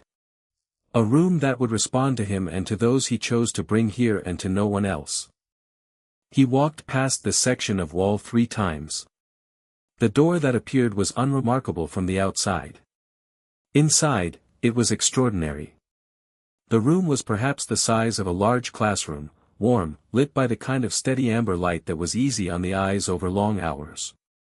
Along one wall, bookshelves, and on them, the books he needed, which was either the room pulling from a magical reserve or the room accessing something more complicated that he'd decided not to examine too closely because it was working and that was sufficient. A central table. Several chairs. And in the far corner, something he hadn't consciously asked for but which made immediate sense, a large map of Hogwarts Castle in fine detail, mounted on the wall, the passages marked, the hidden rooms indicated, the movement patterns visible in the way the Marauder's map had shown movement, except this one appeared to show the castle's own patterns rather than individuals, the way the magic flowed through it, where it concentrated, where it thinned. He stood looking at it for a long moment. "Show me the headmaster's office," he said. The map rearranged itself. Dumbledore's tower, in detail, the office, the staircase, the connections to the rest of the castle. "Show me the passages that connect to the room of requirement." Nothing that wasn't supposed to connect. The room was genuinely isolated. Good. Harry sat down at the central table and opened the first of the research notebooks, and he began to work. By the fourth week, the room had become what he'd wanted it to become. He brought Ron and Hermione on a Wednesday evening, having first ensured they weren't followed, a precaution that involved a series of turns and a brief detour past Peeves that had been more effective than elegant. They arrived in the room and stopped just inside the door, both of them doing the same slow take of the space. "Harry," Hermione said. "I know," he said. "How did you?" "I asked for it properly," he said. "Go look at the map." She went to the map. Ron came and sat at the table and looked at the notebooks and the research Harry had been adding to them for 3 weeks, new material, Hogwarts-specific material, things he'd found in the restricted section via a method that he was reasonably proud of involving a well-placed Accio and a lot of confidence. "This is a lot," Ron said. "It's a start," Harry said. Hermione had been staring at the map for several minutes. She turned around with an expression that Harry recognized, the one that meant she was recalibrating. "This shows ward structures," she said. "Not just passages. It shows where Dumbledore has personal wards set versus castle wards." She pointed. "There's something in the headmaster's office. A monitoring ward. She stopped. It covers the room of requirements corridor. Does it reach inside?" Harry asked. He'd already checked but he wanted her independent assessment. "No," she said, after a moment. "The room's own magic blocks it. The ward can tell someone was in the corridor but not what's inside the room. Which is why I varied my routes getting here," Harry said. "If the ward logs corridor traffic, I want it to look like student movement rather than anything with a pattern." Ron looked at him. "When did you get tactical?" "August," Harry said simply. Hermione came and sat down. She pulled one of the notebooks toward her, scanned several pages, made a sound that was somewhere between impressed and concerned. "You found the cup confirmation?" "4th week of August," Harry said. "There's a ministry record from 1974, an inventory of objects removed from Hepzibah Smith's estate after her death. The cup is listed, and the record of where it went. Kreacher found it through the Black family's legal records, they had a copy because of some overlap in estate law." "Lestrange Vault," Hermione confirmed. "Lestrange Vault," Harry said. "Which means Gringotts." Which means it's nearly impossible," Ron said. "Nearly," Harry agreed.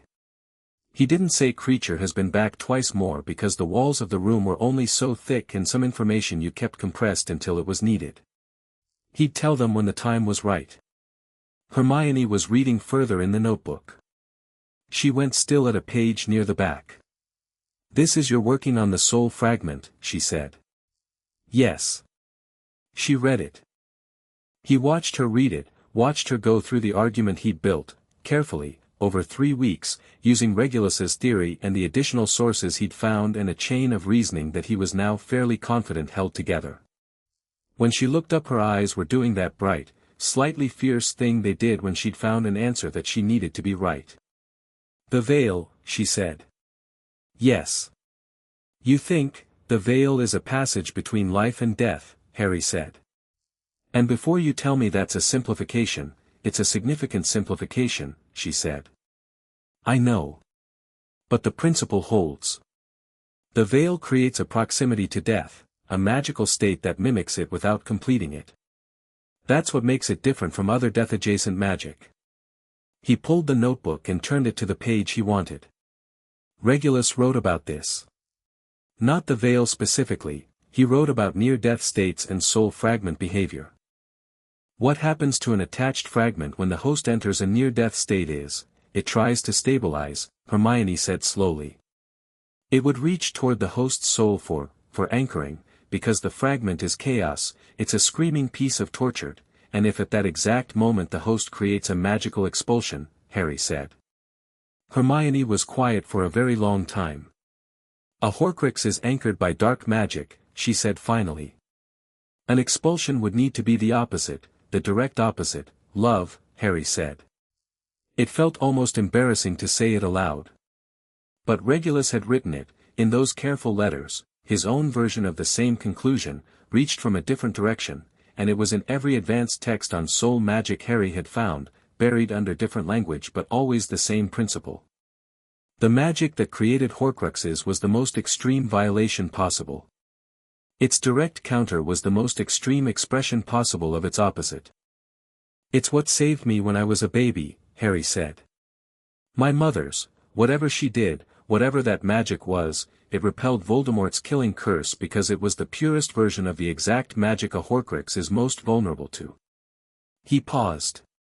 So if you willingly entered a near-death state, Hermione said. Her voice was very careful. And directed that magic outward rather than just absorbing the curse passively, Harry said. Yes. Actively. Intentionally. With control. He looked at her. Which requires knowing it's coming, and being prepared for it, and being alive on the other side of it. That's 3 significant variables, Hermione said. I know. She breathed. Harry, that's incredibly dangerous. I know, Harry said. It's also not die and hope Dumbledore's plan works. So I'd say it's better. She looked at him. He looked back. He could see her working through it, all the objections, all the points of failure, all the ways this could go catastrophically wrong. He'd worked through them too. He'd worked through them for 3 weeks and he wasn't under the illusion that he had answers to all of them yet. But the shape of the thing was right. He could feel that it was right in the same way you feel the shape of something in the dark before you can see it clearly. We need to test the theory, she said finally. Obviously, Harry said. Not on you, she said. Obviously, Harry said again, with slightly more emphasis. There are analogues in magical theory, she said, already looking at the books on the shelf with a hunter's focus. Soul magic experiments from the 17th century. There might be recorded cases of, she was moving to the shelf. Give me a week. Take 2, Harry said. She gave him a look that suggested she found the suggestion professionally insulting and selected 3 books. October moved through its familiar Hogwarts registers, the cold coming in, the lake going dark and choppy, Quidditch practice resuming with the particular chaotic enthusiasm of people who'd spent the summer indoors. Harry had been made Quidditch captain, which gave him a scheduling freedom that other students didn't have, the ability to call meetings, to be in the grounds at hours that would otherwise require explanations. He used this judiciously. He also, in the 3rd week of October, had his first summons from Dumbledore. The note arrived at breakfast, in the particular handwriting Harry now analyzed automatically. Please come to my office at 7 this evening. The password is sherbet lemon. Warm, avuncular, entirely characteristic. Harry folded it and put it in his pocket and ate the rest of his breakfast without any visible change in his expression. Ron, across the table, didn't look up from his eggs. Tonight? Tonight, Harry said. Okay, Ron said. He speared a piece of toast. We'll be in the room. Harry went to Dumbledore's office at 7. He climbed the spiral staircase the way he'd climbed it a dozen times before, and sat down in the chair across from the broad desk the way he'd sat down a dozen times before, and looked at the old man behind the desk, who looked back at him with those blue eyes that were always doing more than one thing at once, and Harry thought, I know things you don't know I know. It felt clean. Not triumphant. Just clean. Harry, Dumbledore said. The warmth in his voice was genuine. That was the complicated part, the warmth was always genuine. Thank you for coming. How are you settling in? Well, sir, Harry said. Class is going, fine, sir. Slughorn's potions is more engaging than I expected. Horace has his particular gifts, Dumbledore said, with a small smile. He studied Harry over his half-moon spectacles with an attention that Harry met steadily. You seem well. I am well, Harry said. Better than I expected to be, honestly. Grief takes its own time, Dumbledore said. Something moved behind his eyes when he said it, something that might have been genuine and might have been assessment. With Dumbledore, Harry had decided, both could be true simultaneously. It does, Harry agreed. A pause. Dumbledore folded his hands on the desk. Harry noticed, as he'd noticed before, that the headmaster's right hand was injured, blackened and withered, worse than he'd seen in their brief exchange before term. He filed it. He'd been adding to his file on Dumbledore's health since September and didn't like the picture it was building. I'd like to begin our lessons, Dumbledore said. I told you last year that I had things to show you, memories, primarily. About Voldemort's history. His origins. I remember, Harry said. I believe understanding him is as essential as confronting him, Dumbledore said. Perhaps more so. I agree, Harry said, and meant it. Whatever else he thought, the memories Dumbledore was offering were real intelligence. You didn't refuse real intelligence. Dumbledore seemed slightly surprised by the directness of the agreement. It was small, a fractional shift in the set of his expression, and Harry noticed it and filed it. Then we'll start next week, Dumbledore said. Come Thursday. We'll look at the first memory, Voldemort's family. Where the darkness began. I'll be there, Harry said. He stood to leave. At the door, Dumbledore said, Harry, and Harry turned. The old man was looking at him with an expression that Harry couldn't fully read, and this, he was beginning to understand, was unusual. Dumbledore was extremely readable when he wanted to be. When he wasn't readable, it was because he was thinking something he hadn't decided how to express. You remind me, Dumbledore said, of your father. In some ways. But in other ways, he paused. I think you may be something he wasn't, in the end. What's that? Harry asked. Dumbledore looked at him with those blue eyes that were always doing more than one thing. Patient, he said. Harry held the old man's gaze for a moment. Good night, Professor, he said. He walked back down the spiral staircase with his heart beating steady and even, and he thought, he's noticing. Good. Let him notice the patience. It's the part one don't mind him seeing. The room of requirement that night had 3 new additions, Neville and Luna. This had been Harry's decision, made deliberately and after considerable thought. The reasoning was this: the DA had worked. When things had gotten to the worst possible point in the Department of Mysteries, the people who'd survived had been the ones who'd trained together.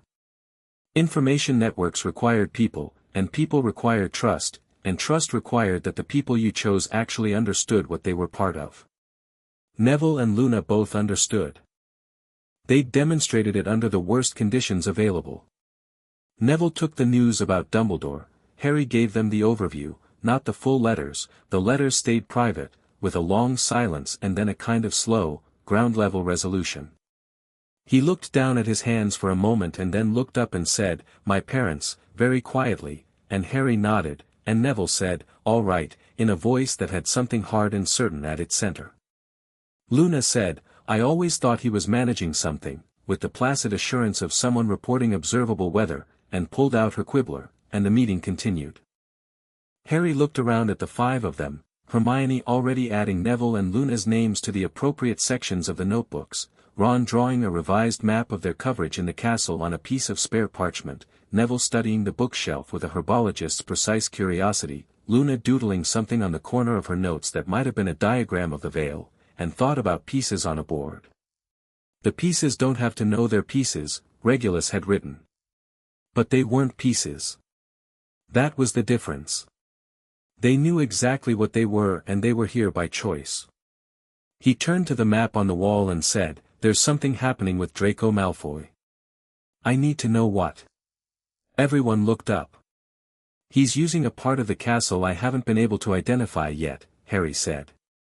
"There's a blind spot in the map, on the 7th floor, the other side from here. He goes there at night, sometimes for hours." "The other side of the 7th floor," Hermione said slowly. "Yes," Harry said. "Harry, that's," she looked at the map. "That's where Barnabas the Barmy is. The tapestry with the trolls." Harry stared at her. "There's another room of requirement." "No," she said. "It's the same one. You can only find it if you need it, and you can only find what you need. If Malfoy is spending hours there, he needs it for something," Ron said. "Something specific. Something he couldn't do elsewhere." Harry turned back to the map. He looked at the blind spot on the 7th floor, the other side, and thought about Draco Malfoy's frightened eyes at King's Cross and the way he'd been moving through the castle like someone who'd been given a task they hadn't wanted and couldn't refuse. "We need to find out what he's working on in there," Harry said. "Without him knowing we know," Luna said, without looking up from her quibbler. "Without him knowing we know," Harry confirmed. "I can do that," Neville said. They all looked at him. He had the expression of someone who'd been quietly underestimated their entire life and had arrived at the point of having practical uses for that. "Malfoy doesn't look at me," Neville said. "Neither do Crabbe and Goyle. I can be near them without them registering it." He shrugged, with a matter-of-factness that was only slightly painful. "I've had a lot of practice at that." Harry looked at him. "You're sure?" "I'll be careful," Neville said. "Not defensive. Just certain." "All right," Harry said. He turned back to the room. "Here's the full picture, then, as I understand it right now." He talked for 20 minutes. He gave them the Horcruxes, the research, the theory of his own situation. He told them all of it, holding nothing back, because Regulus had been right and he'd understood it fully now. Managed information is a weapon someone else holds. If these people were going to stand next to him in what was coming, they needed the whole picture. The silence when he finished was brief. 6, Neville said. He was counting on his fingers. Diary, gone. Locket, have it. Ring, location unknown but suspected. Cup, in the vault. Snake, with Voldemort. Anne, he looked at Harry with direct, uncomplicated steadiness. You. Possibly, Harry said. Probably, Hermione said quietly. Probably, Harry agreed. Which is why we find the others first. And why we have a plan for that one that doesn't involve me being dead at the end of it. Luna looked up from her quibbler. You won't be, she said, with the serene confidence she brought to all her most unprovable convictions. I can see it in the way you're sitting. You're not someone who ends here. The room was quiet for a moment. Right, Ron said. So. Neville watches Malfoy. Hermione and Harry keep working on the soul fragment problem. I start on the vault approaches. He looked at Harry. Kreacher's third visit, he checked the outer ward signature, yeah. 2 weeks ago, Harry said. Then we need the internal structure, Harry said. Which requires someone inside the bank. I know someone in the ministry who handles Gringotts liaison, Hermione said. Everyone looked at her. She had the slightly defensive expression she always wore when she was about to admit to something she'd been privately arranging. I've been corresponding with them since August. Just researching. Nothing that would flag. Hermione, Ron said, with affection and exasperation in equal measure. I was being prepared, she said. Harry smiled. What did you find? She reached into her bag and put a folded paper on the table. Vault security escalation patterns, she said. Which vaults use enhanced protection and which use baseline? The Lestrange vault is enhanced, it has a thief's downfall, a flagranti curse on the contents, and, she paused. A Gemino curse. If you touch anything it multiplies. So we can't just walk in, Ron said. No, she said. But Kreacher can appear inside without triggering the approach wards, Harry said, because he was invited in the old sense. Once inside, the flagranti and Gemino still apply to anyone touching the objects. But, he thought. Kreacher doesn't need to touch them to confirm the cup is there. He just needs to see it. Confirmation first, Hermione said. Then we plan the retrieval, Harry said. He looked around the room. At the map. At the notebooks. At the 5 people across the table who had all chosen, without management or coercion, to be exactly here. The fire in the grate crackled. Outside, somewhere on the grounds, an owl called and was answered by another. The castle breathed its old stone breath around them, impartial and vast, and Harry thought, we're coming. Not to Dumbledore's game. Not to the board the old man had spent 30 years arranging. Something new. Something that had been set in motion in the kitchen of a dark London house by a grieving elf and a bundle of letters tied with green ribbon, by a boy who had been dead for 20 years but who had seen clearly enough to leave a map for whoever came after. Harry turned to a fresh page in the central notebook. Next Thursday I see Dumbledore's first memory, he said. We're going to treat those lessons as intelligence briefings. Everything he shows me goes in here. He looked up. Everything he doesn't show me also goes in here. How do you log something he didn't show you? Ron asked. You look at what's missing, Harry said. Regulus taught me that. The gap between what someone tells you and what they know, that's where the truth lives. He wrote the date at the top of the page. Outside, October finished its slow business of turning the grounds gold, and the castle moved into its night rhythms, and somewhere in the old house on Grimmauld Place, a loyal elf sat in his small cupboard with an empty cup of tea and a photograph of 2 boys, and waited for the moment he'd been keeping himself alive for. The plan was in motion. Chapter 4, The greater good the memories Dumbledore showed him were extraordinary. Harry sat in the pensive after each Thursday's session and turned them over the way you turned over evidence, not passively, not as a student absorbing a lesson, but as someone who understood that the information being provided was curated. Selected. Arranged in a specific order for a specific purpose. The question he brought to every memory was not what is this telling me but why is he showing me this one? Voldemort's family. The orphanage. The ring, which Harry confirmed, through careful questioning that he kept light and curious rather than pointed, was in the gaunt shack outside Little Hangleton. Dumbledore showed him the ring in the memory and Harry noted that the old man's description of having already destroyed it was slightly too complete, slightly too final, the explanation of a man who didn't want further questions pursued in that direction. Harry let the questions go. He wrote everything down that night in the room of requirement with Hermione beside him, reconstructing the session from memory while it was fresh. 4 sessions in and the picture of Voldemort's history was building with genuine clarity, useful clarity, the kind that recontextualized things Harry thought he'd already understood. He was grateful for it. He told Dumbledore so, genuinely, because it was true, and because genuine gratitude was the cleanest cover there was. What the memories also showed him, in the gaps and the omissions and the particular way Dumbledore narrated them, was the old man's own history. The choices. The recurring pattern of Dumbledore positioning himself at the fulcrum of events. The careful way he'd been acquiring and managing knowledge about Voldemort for 30 years, always just slightly ahead, always with more information than he shared. By the 4th Thursday, Harry had been waiting for the right memory. The one that Regulus had described in the 7th letter. The one that would confirm or refute the most serious of Regulus's claims, not Sirius, not the prophecy, but the specific incident in the spring of 1979 when Dumbledore had allegedly been in possession of intelligence about Voldemort's Horcruxes and had made a decision not to act on it. That Thursday, the fifth session, Harry decided to stop waiting. He climbed the spiral staircase at 7 with the careful evenness he'd been cultivating since September.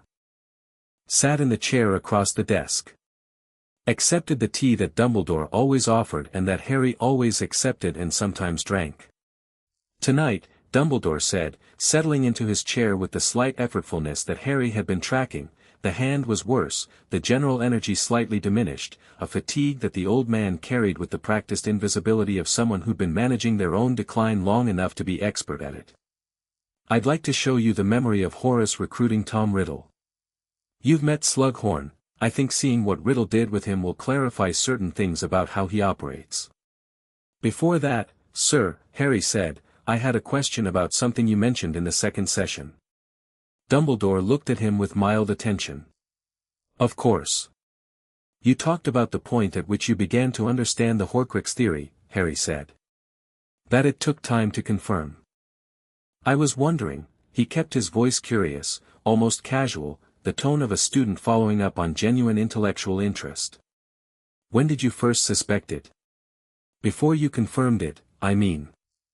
Was there a specific moment? Dumbledore was quiet for one beat.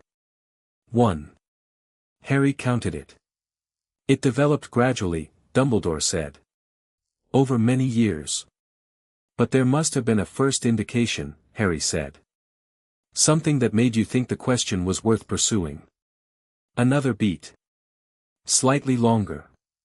Several things contributed, Dumbledore said. Tom Riddle's question to Horace about Horcruxes, which you'll see tonight, was significant. His behavior in later years. The nature of the magic he employed. A small gesture. It was a long process of elimination. When roughly did it begin to solidify? Harry asked. Just so I understand the timeline. Harry, Dumbledore said, gently. The gentleness was precise. Why don't we look at the memory? It will answer many of, I'm asking because of Sirius, Harry said. The word dropped into the room and the room changed quality around it. Not dramatically, no visible shift in Dumbledore's expression, no sharp intake of breath, nothing that obvious.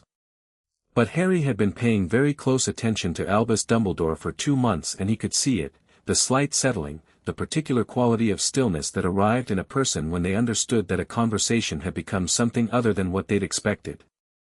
Sirius, Dumbledore said.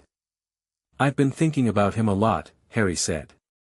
The truth was useful here. About his life. About Azkaban. He let that sit. He never got a trial, did he? That always bothered me. Even before, it's always seemed wrong. It was a failure of the ministry, Dumbledore said. One I've carried a great deal of regret about. You were powerful enough to have gotten him a trial, Harry said. Not accusatory. Just observing. Dumbledore looked at him. The blue eyes were doing several things at once and Harry met them with the same steady patience that Dumbledore had apparently identified in him weeks ago and that Harry had decided he didn't mind being known for. I was, Dumbledore said, after a moment. Yes. And you didn't, Harry said. No, Dumbledore said. I didn't. The directness of the admission sat between them. Harry hadn't entirely expected it. He kept his expression neutral while recalibrating inwardly. Why? Harry asked. Dumbledore was quiet for a longer moment than any previous pause in any previous conversation they'd had. He rose from his desk and moved to the window, the familiar gesture of a man who thought better in motion, and looked out at the grounds, at the dark lake, at the castle's own lights reflecting on the water. His right hand hung at his side, blackened against the dark of his robe. Because, Dumbledore said, slowly, I was not certain. Of his innocence? Harry asked. Of the safety of what he knew, Dumbledore said. Harry let that answer exist without immediately responding to it. He looked at it. He turned it over. It was not a lie, that much he was almost certain of. It was something more careful than a lie, a truth trimmed to a particular shape. What did he know? Harry asked. Dumbledore turned from the window. He looked at Harry with an expression that Harry had never seen on him before, not the warmth of uncularity, not the careful gentleness, not the strategic engagement. Something older. Something that had lived in the man for a long time and was very tired. He knew, Dumbledore said, about the specific mission I gave Peter Pettigrew. Harry went very still. Peter Pettigrew, Harry said. In the last year of the First War, Dumbledore said. I believed, and I was not wrong in this belief, that Voldemort had a spy inside the Order. I believed it was serious, based on certain observations, certain patterns of intelligence failure that correlated with his movements. He paused. I was wrong about who it was. I was not wrong that information was reaching Voldemort. You thought Sirius was the spy, Harry said. I suspected him, Dumbledore said. Strongly enough to have made certain decisions based on that suspicion. When it emerged that Pettigrew was the spy, the situation had already reached the point where, he stopped. The war was over. Voldemort had fallen. And a man who I had wrongly suspected, who had lost everything, was in Azkaban. A pause. I told myself there would be time to address it. That the immediate aftermath of the war demanded other priorities. And then, another pause. Longer. And then time had passed. And addressing it required acknowledging the error of my initial suspicion. And the scale of what I had allowed to happen by inaction was easier to let continue than to admit, Harry said. Very quiet. The silence was long. Outside, wind moved across the grounds and the torches in the room shifted with it through the old glass. Yes, Dumbledore said. That is, yes. That is the honest answer. It was extraordinary, Harry thought, how a man could be simultaneously everything Regulus had described and everything Harry had known him to be. How the warmth could be genuine and the manipulation be genuine and both could live in the same person without either cancelling out the other. He'd known this intellectually since August. Sitting across from Dumbledore and watching it in real time was something else entirely. You said you weren't certain of the safety of what he knew, Harry said. What did Sirius know that concerned you? Dumbledore looked at him for a moment with that old, tired expression. He knew about Pettigrew's original mission in full. He knew some things about how I had structured certain operations during the war. Things that would have required a great deal of explaining if they had come out during a public trial. What kind of things? Harry asked. Harry, I'd like to know, Harry said. Still quiet. Still patient. I'd like to understand the full picture. Dumbledore studied him. Harry sat with the scrutiny without flinching, without performing anything, just sitting in it the way you sat in weather. I gave certain orders, Dumbledore said carefully, during the First War, that were based on longer-term strategic calculations than my Order members were aware of. I believed then, as I believe now, that the ultimate resolution of the conflict with Voldemort required certain conditions to be in place. Creating and maintaining those conditions sometimes required, he chose the word with visible care. Withholding. What conditions? Harry asked. Harry. The gentleness was back. Deliberate. A door being closed. I will tell you more than I have told almost anyone. I will tell you what I believe you need to know to face what's coming. But there are things that require, he tilted his head slightly. Context. That I hope to provide as our sessions continue. Harry looked at him. He measured the response. Then he said, all right, and let it go. Not because he was satisfied. Because pushing further tonight would cross from patient curiosity into accusation, and he wasn't ready for that yet. Accusation required proof that would hold in the room, and he had Regulus's letters, but he didn't have the specific incident Regulus had described, the 1979 intelligence about Horcruxes. He had Dumbledore's confirmation of inaction regarding Sirius, which was more than he'd expected. He needed to process it before he pulled the next thread. "Shall we look at the memory?" Harry said. Dumbledore looked at him with the expression of a man who'd expected a different ending to the conversation and wasn't sure what the one he'd received meant. "Yes," he said. "Yes, let's."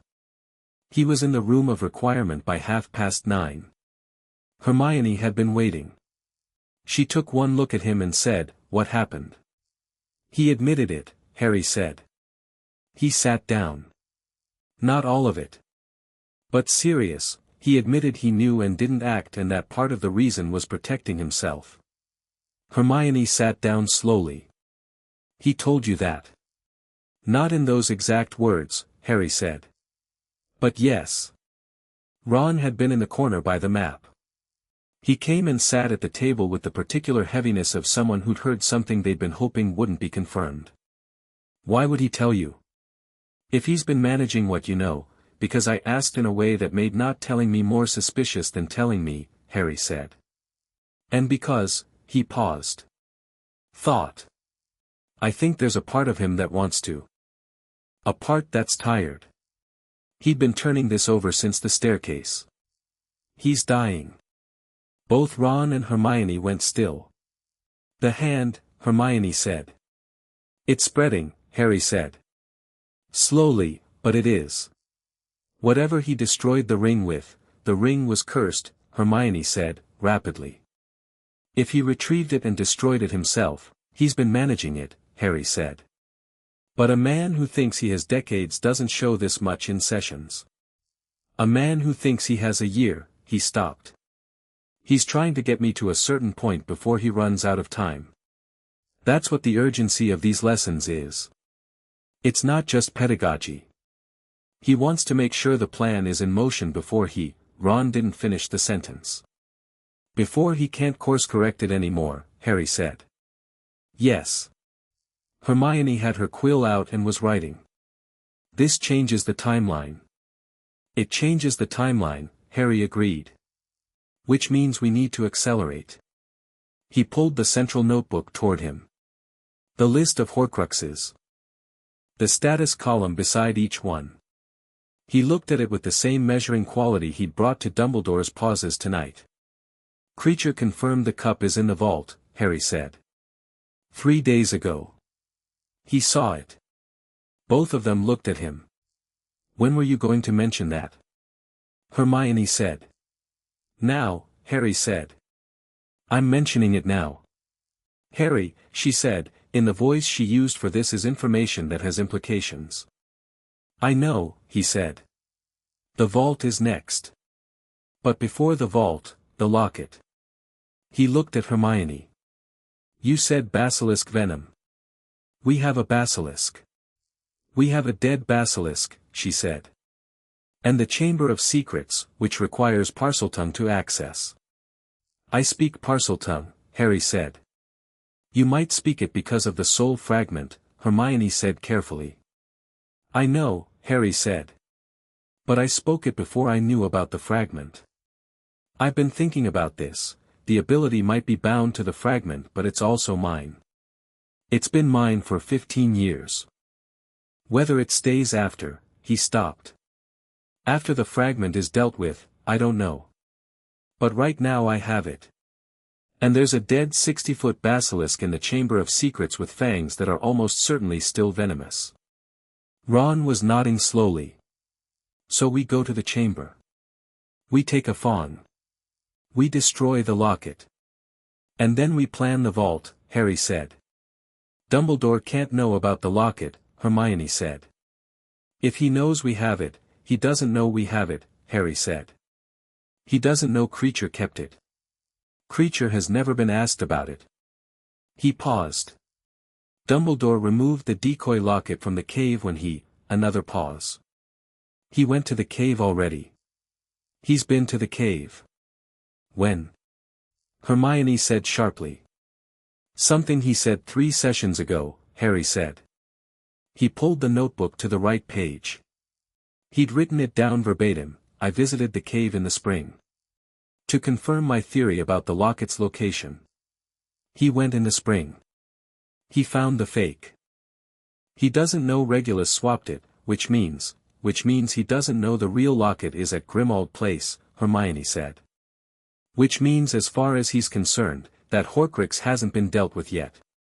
Correct, Harry said. Which means his timeline assumes we're still further from completion than we are. Which gives us an advantage. Ron had been quiet for several minutes, looking at the map with his chess player's eyes. He looked up. What does he think Harry's role is in all of it? Does he think Harry knows about the Horcruxes? He's told me the theory, Harry said. In the sessions. He intends to tell me about the Horcruxes specifically. I can see he's building to it. His plan is to tell me, guide me to find them, and, he stopped. And make sure you're in the right position when it comes to the seventh one, Hermione said quietly. Yes, Harry said. The room was quiet. So we let him tell us, Ron said. We let him build to it. We act like we're learning it for the first time. And meanwhile we're already halfway done, Harry said. The Chamber of Secrets at midnight was exactly as Harry remembered it, enormous and cold and ancient, the massive stone serpents bracketing the passage, the circular door with its snake locks, the long flooded antechamber. He stood at the entrance and spoke Parseltongue with the same ease he'd always had with it, the same unsettling naturalness, and the door opened. He'd brought Hermione and Ron and he'd told them what to expect, and it still hit all three of them the same way, that sudden physical understanding of scale, of something truly old and dangerous, that the chamber produced in anyone who walked into it regardless of preparation. The basilisk was where he'd left it 4 years ago. 50 feet of the most dangerous creature in the wizarding world, preserved by the chamber's particular cold and the magic that ran through the stones. Harry walked to it without hesitation, crouched beside the enormous head, looked at the dead yellow eye without flinching.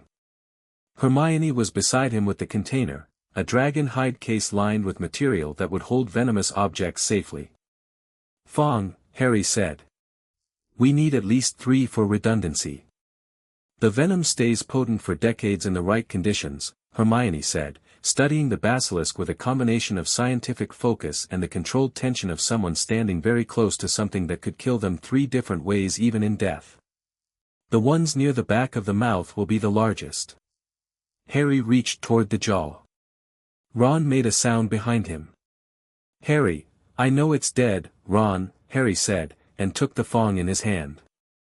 The tooth was the length of his forearm, slightly curved, still with the faint iridescence that distinguished basilisk venom from the mundane.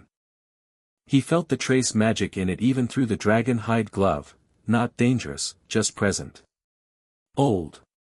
Immensely powerful. He got 3 fangs. Put them in the case. Closed it. Standing up, he looked around the chamber once more. At the writing on the walls, old writing, Parseltongue incised into the stone, which he could read now and which said things that made him thoughtful in ways he'd think about later. At the ceiling, which was so high it was essentially sky.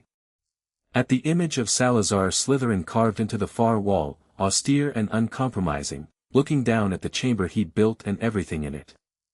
Ready? Harry asked. Yes, Hermione said. Let's go, Ron said. They went. The locket died on a Thursday afternoon in early November, in the room of requirement, with Hermione directing and Harry holding the Fong. It didn't go quietly. Kreacher had brought the locket from Grimmauld Place and stood with it on the table, and when Harry drove the Fong through the gold there was a sound that had no business coming from a physical object, a scream, high and wrong, that had something almost human in it. The locket buckled inward and the gold went black at the puncture point, and from the crack in it came something that Harry felt before he saw, a pressure, a cold, a concentrated wrongness that pushed against the room's air. Kreacher had his hands over his ears.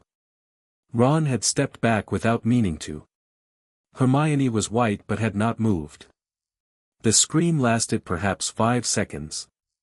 Then the locket crumpled, and the wrong feeling vanished, and the room settled back into its ordinary warmth. Harry set the phone down carefully. Kreacher was making a sound that was not crying but was in the same family. He reached out and touched the destroyed locket with one finger, very gently. "It's done," Harry said. Not to Kreacher in particular. To the room. "1," Hermione said. Her voice was careful and steady and Harry could see what it was costing her to make it that way. "2 if you count the diary." "4 remaining." "4 remaining," Harry said. Kreacher picked up the ruined locket. He held it in both hands and looked at it for a long time. When he looked up, his enormous eyes were wet but his expression was something Harry didn't have a ready word for, some combination of grief and completion, a circle closing.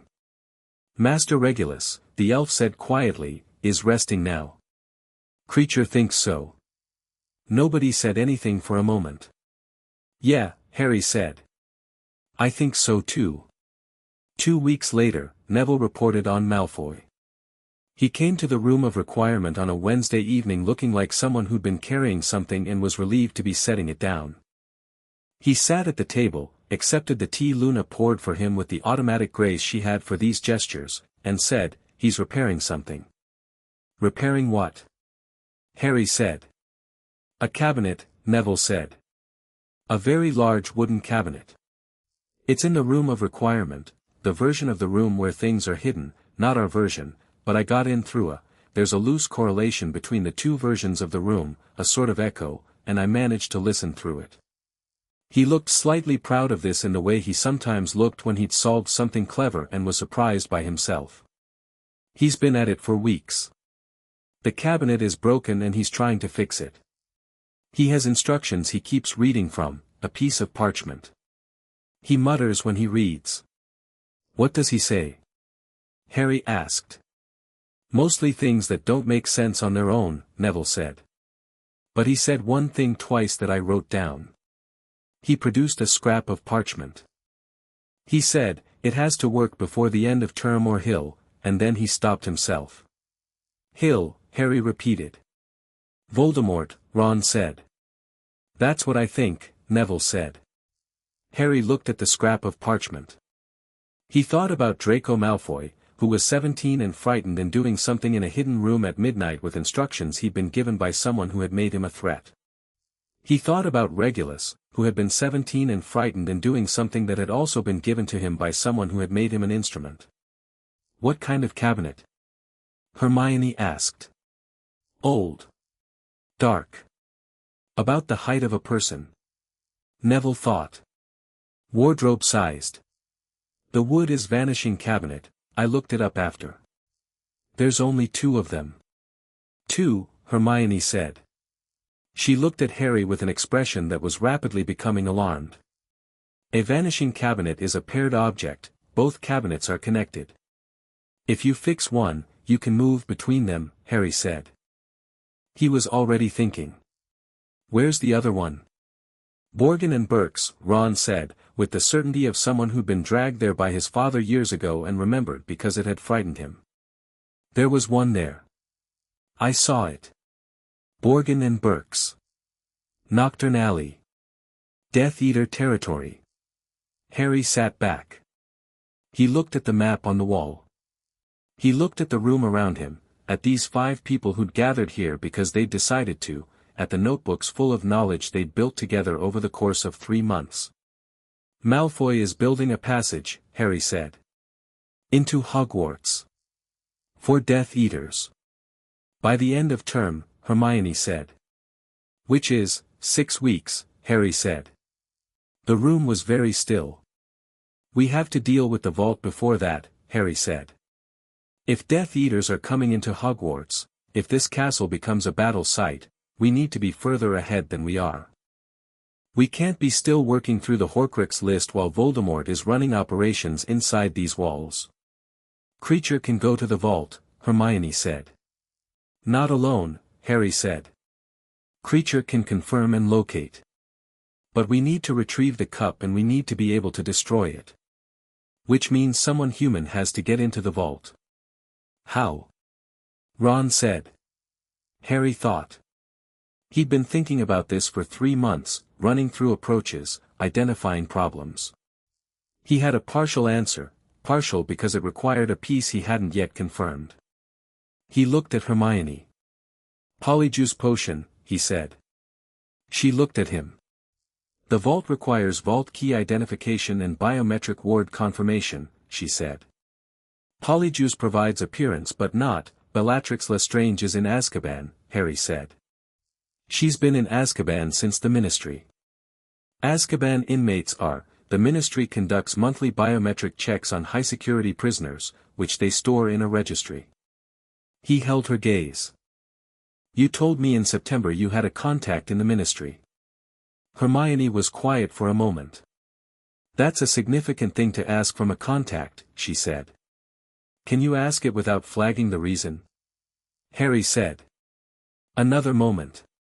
"Yes," she said, with the quiet certainty of someone who'd already thought about what their contacts could and couldn't do and was now revising the assessment upward. "I think I can frame it as academic research. Biometric registry methodology.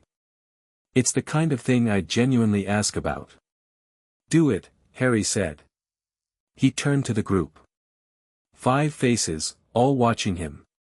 He thought, briefly, and not for the first time, about what Dumbledore would think if he could see this room. This table. This intelligence operation built by teenagers in a hidden room, running on love and fury and a dead boy's letters. The pieces don't have to know they're pieces. He wondered if Dumbledore had any sense yet. He suspected not. He suspected that was about to change.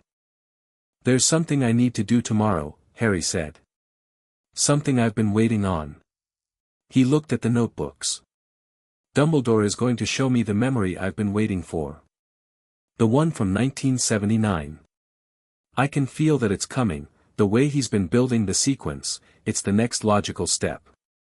He paused. "And he's going to show it to me because he thinks I don't know what's in it. Because he thinks I can be managed through selective exposure." "What are you going to do when you see it?" Ron asked. "I'm going to watch it," Harry said. "Carefully. And I'm going to understand exactly what he chose not to include." He paused. "And then I'm going to ask him about it. Directly. And if he," Hermione started. "He won't lie to me," Harry said. "Not outright. He doesn't lie outright, it's not how he operates. He omits. He frames. He selects." Harry's voice was even and sure. "I'm going to ask him something that can't be answered by omission." "What question?" Luna asked. She'd been quiet for most of the meeting, sitting cross-legged on her chair with her quibbler folded in her lap, watching Harry with her particular attention. Harry looked at the room. At the lamp light. At everything they'd built since August. "I'm going to ask him," Harry said, "if he ever intended for me to survive." The silence was complete. Ron was the one who broke it. Not with a question, just his name, quiet and solid. "Harry." "I need to know," Harry said. "Not because it changes what I'm doing. Because I need to look him in the eye when he answers." He met Ron's gaze. "And because if the answer is no, then I need him to know that I know. And that it doesn't matter. Because it's not his decision anymore." Luna made a sound that wasn't quite a word, something soft and acknowledging, the sound she made when something was true and she recognized it. "Okay," Ron said.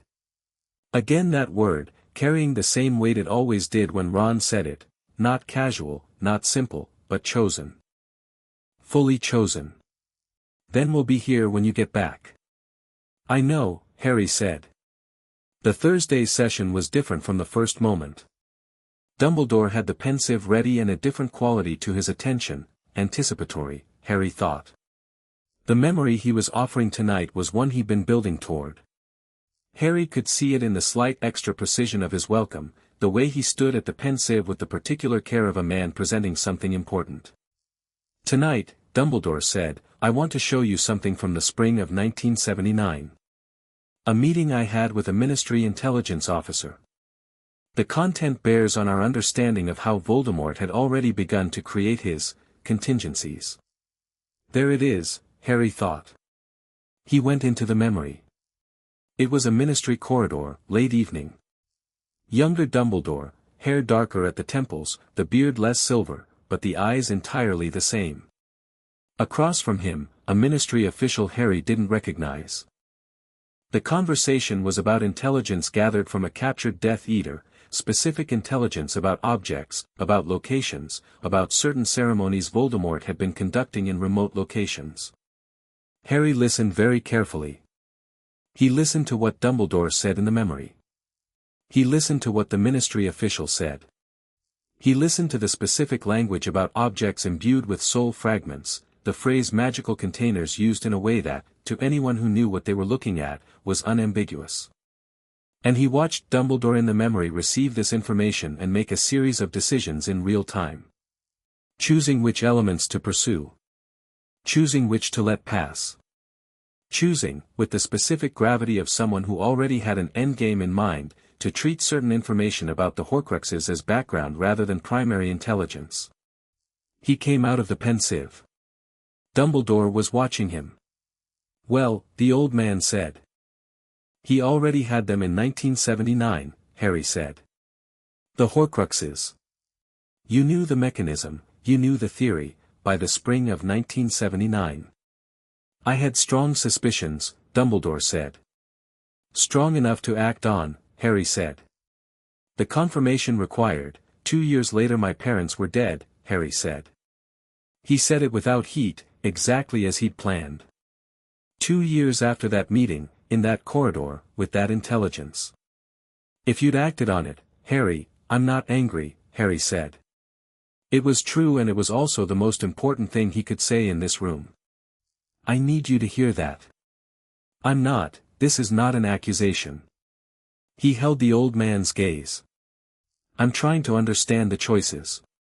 Because I think understanding them is relevant to what's coming. Dumbledore looked at him for a long moment. The firelight moved between them. If I had acted immediately, Dumbledore said, slowly, I would have needed. The destruction of Horcruxes requires specific knowledge and specific methods. I didn't have either in 1979. I had the theory. Acquiring the methods required, years, Harry said. Yes. Years during which the war continued, Harry said. During which people died. Yes, Dumbledore said. Quieter. Did you intend, Harry said, for me to survive this? The question sat in the room like a physical object. Dumbledore went very still. Harry watched him with complete calm, the calm of someone who had prepared for this exact moment for 3 months and who needed no specific answer because the shape of the answer was already visible. I intend, Dumbledore said, carefully, for this war to end. That's not what I asked, Harry said. Silence. There are aspects of your situation, Dumbledore said, that make a complete assurance difficult. The soul fragment, Harry said. Dumbledore's expression shifted. Not dramatically, just slightly, in the way of a man who'd expected a different shape of knowledge. You know about, I've been researching since summer, Harry said. He kept his voice level. I know about the theory. I know what you know about the night my parents died. And I know, he paused. Made the choice. I know that there's an alternative. To the method you've been building toward. A long silence. Dumbledore looked at him with an expression that was entirely unreadable and Harry understood, looking at it, that this was what genuine surprise looked like on the old man, this complete stilling, this retreat into the deepest layers, while he processed something he hadn't expected. What alternative? Dumbledore said. Harry told him. Not everything, not Regulus, not the letters, not the source. But the theory, calmly and completely, the way Hermione had articulated it in the room of requirement 3 weeks ago.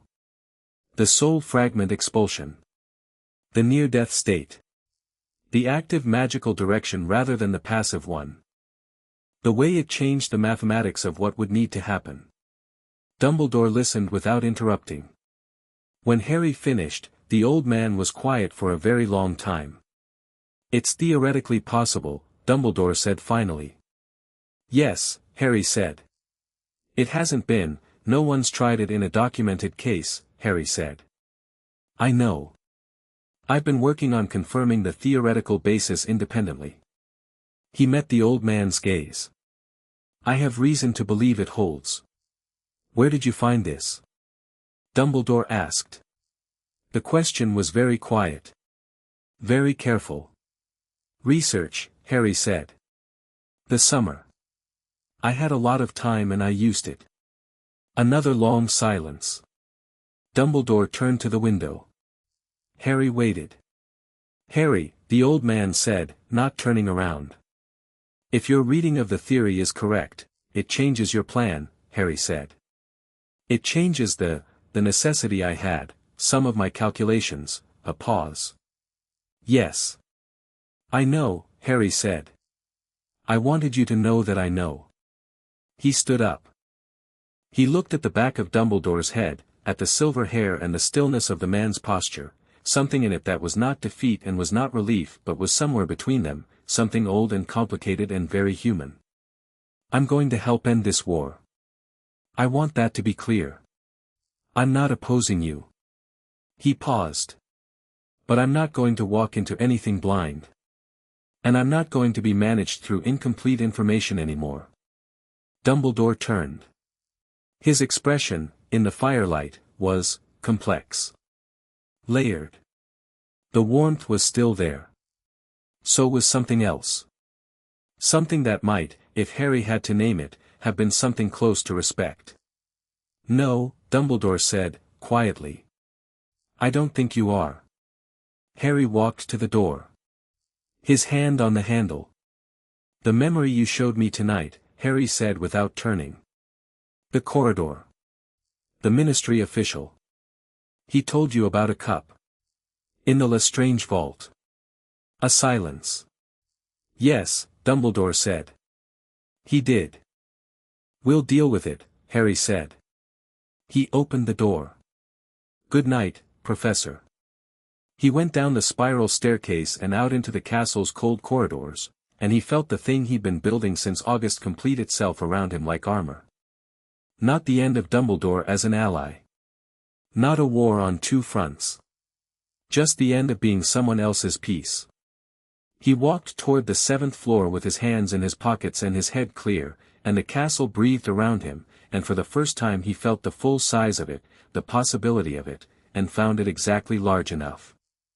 Chapter 5, What Regulus Died for. December came in hard. Snow hit Hogwarts in the second week and stayed, blanketing the grounds in the particular silence that only heavy snowfall produced, a muffled, held quality, as though the castle had pressed pause on ordinary noise. The lake went dark grey under white sky. The forest disappeared into itself. Even the ghosts seemed quieter, drifting through corridors with less of their usual conversational energy, as though the cold had gotten into them too. Harry barely noticed the weather. He was moving too fast. In the 10 days since the conversation in Dumbledore's office, 3 things had shifted significantly. First, Hermione's ministry contact had come through. Not the full biometric registry, that would have been too conspicuous, but enough. A partial confirmation of the ward signature protocols used in high-security Gringotts vaults, cross-referenced with Kreacher's observations of the outer ward structure. Enough to build an approach. Hermione had spent 48 hours on the analysis and emerged from it looking slightly hollowed but certain. Second, Neville's surveillance of Malfoy had reached a critical point. The cabinet was close to being repaired. Neville had heard Malfoy say as much, talking to himself in the room of requirement's hidden version with the muttering intensity of someone under sustained pressure. Nearly there. Nearly. The end of term was 3 weeks away. The timeline had compressed. Third, Dumbledore had sent Harry a note. Brief, in his familiar handwriting, without preamble. "I have been thinking about what you said. I would like to continue our conversation, but not as a lesson. Come when you're ready." Harry had read it twice, folded it, and put it in his pocket, and hadn't gone yet. He was deciding when the right moment was, and what to bring to it. In the meantime, there was the vault. The plan had taken 3 weeks to build, and it was, Hermione freely admitted, the most dangerous thing any of them had ever proposed doing voluntarily. Harry had sat with the full version of it for 2 days before signing off on each component, walking through the failure points, the contingencies, the exits. He'd done this in the room of requirement with the notebook spread across the table and Ron sitting across from him playing the role of every possible thing that could go wrong, which Ron was remarkably good at. Kreacher operates into the vault, Harry said, for the final walkthrough on the Monday evening. He confirms the cup's position. He doesn't touch it, the Gemino curse will trigger if he does. He comes back. We adjust the approach based on his position report. Flagranti curse, Ron said. If any of us touch anything with bare skin, dragon hide gloves, Hermione said, producing 3 pairs from her bag with the efficiency of someone who'd bought them in Diagon Alley under a cover story involving a transfiguration project. The Flagranti curse responds to direct skin contact. Dragon hide interposes sufficient magical insulation to slow the reaction by approximately 40 seconds. 40 seconds, Ron said. 40 seconds is enough, Harry said.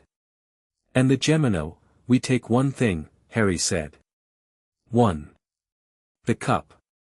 We don't touch anything else, we don't look at anything else, we go directly to the cup, we take it, we leave. The leaving, Ron said. That's the piece I want to go through again.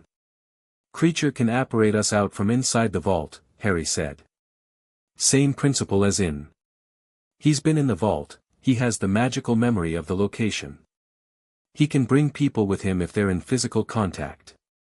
Has he done that before? Hermione asked. Brought people with him when operating? Twice, Harry said. He brought objects out of Grimmauld Place when the Order changed the Fidelius and the house was temporarily unprotected. He's capable of it. Hermione looked at her notes. She was quiet for a moment, running through something internally. Harry waited. When Hermione went quiet like this, it usually resolved into either an objection that would improve the plan or a confirmation that meant they could move. The Polyjuice, she said. We need a physical sample from a Lestrange family member. Not Bellatrix herself. Bellatrix is in Azkaban and the vault wards will have updated protocols specifically for her. But a blood relative. She looked up. The vault was registered to the Lestrange family collectively.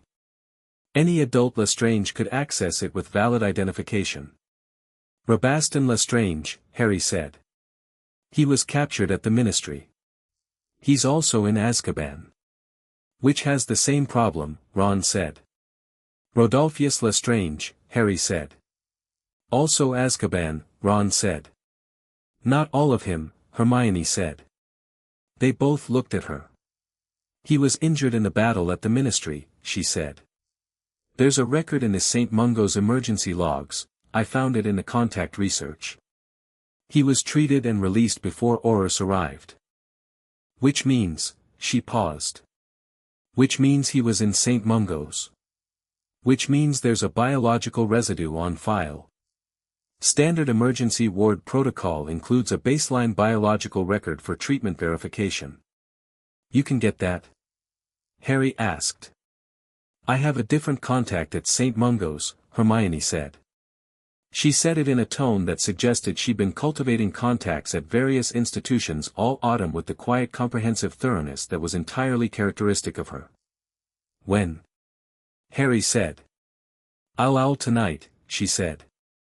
The Polyjuice itself, Ron started. Ready, Hermione said. I started it in October. It's been brewing under an impervious charm in the prefect's bathroom on the 4th floor in a spot behind the 3rd bath that no one uses. She paused. I've been planning for this. Ron stared at her. Since October. I told you in September that I'd started preparing, she said mildly. You said you had a contact at the Ministry, Ron said. Not that you were already brewing Polyjuice in a hidden bath. Both were true, Hermione said. Harry looked at Ron. Ron looked at Harry. I genuinely cannot tell anymore, Ron said, whether she's terrifying or brilliant.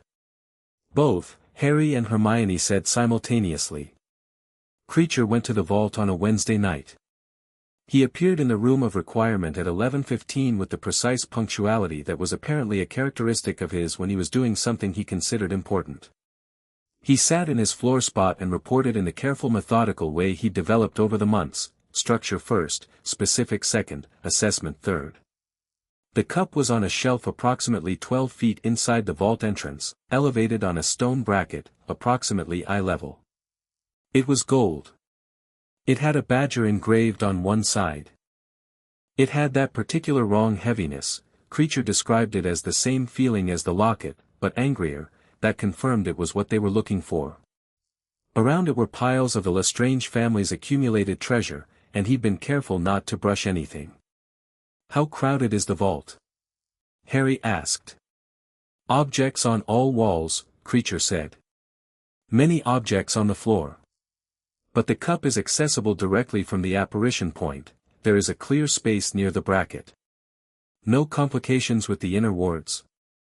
Kreacher did not trigger any additional wards, the elf said. But Kreacher did not touch anything. The wards may be proximity triggered for non-family members. Which means the moment one of us appears in there, Hermione said, they may activate. How long from activation to response? Harry asked. Unknown, Kreacher said.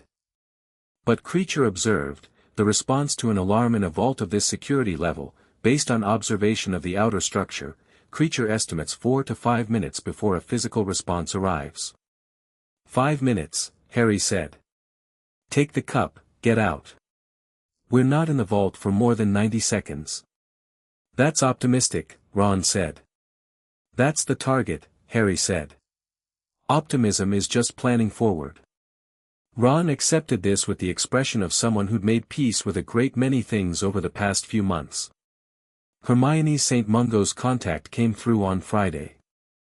Not the full biological sample, that would have been theft from a medical record, which even Hermione had certain lines about, but a confirmed description of the biometric signature format used in the ward registry, and more usefully, a residual trace from Rodolphus Lestrange's emergency treatment record that had been filed in the public access section of the ward registry because he'd been treated as an unknown patient initially.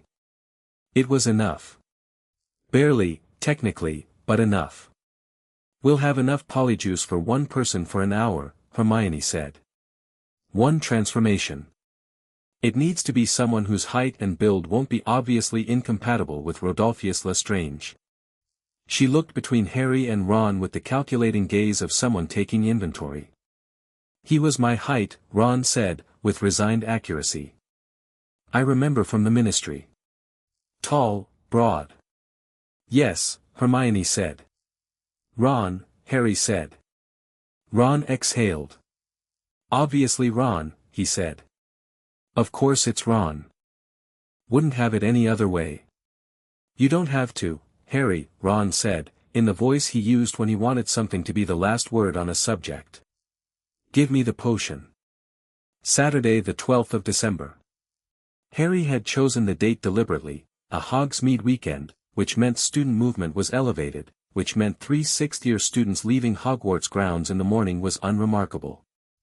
They signed out with McGonagall at the gate and walked down the snowy lane to Hogsmeade with the entirely convincing appearance of people planning to drink butterbeer and buy Christmas gifts. Kreacher was already in Hogsmeade. He'd operated there the previous evening and spent the night in the cellar of the Hog's Head, which Aberforth Dumbledore ran with the particular incuriosity of a man who'd long ago decided that not knowing things was frequently preferable to knowing them. Harry had made certain arrangements with Aberforth, not fully explained, but enough, 2 weeks earlier. They met Kreacher in the Hog's Head's back room at 10:30. Ron drank the polyjuice at 10:45. It was not pleasant to watch. Harry had seen the transformation before, second year, the memory of which had been complicated by the fact that Hermione had spent a month as a catgirl, but watching Ron's familiar broad features shift into something stranger and darker, the red hair retracting, the frame adjusting, the eyes changing from warm brown to cold gray, was unsettling in a specific way that the second-year memory hadn't been. Because this time they knew what they were doing and why, and the risk was clear.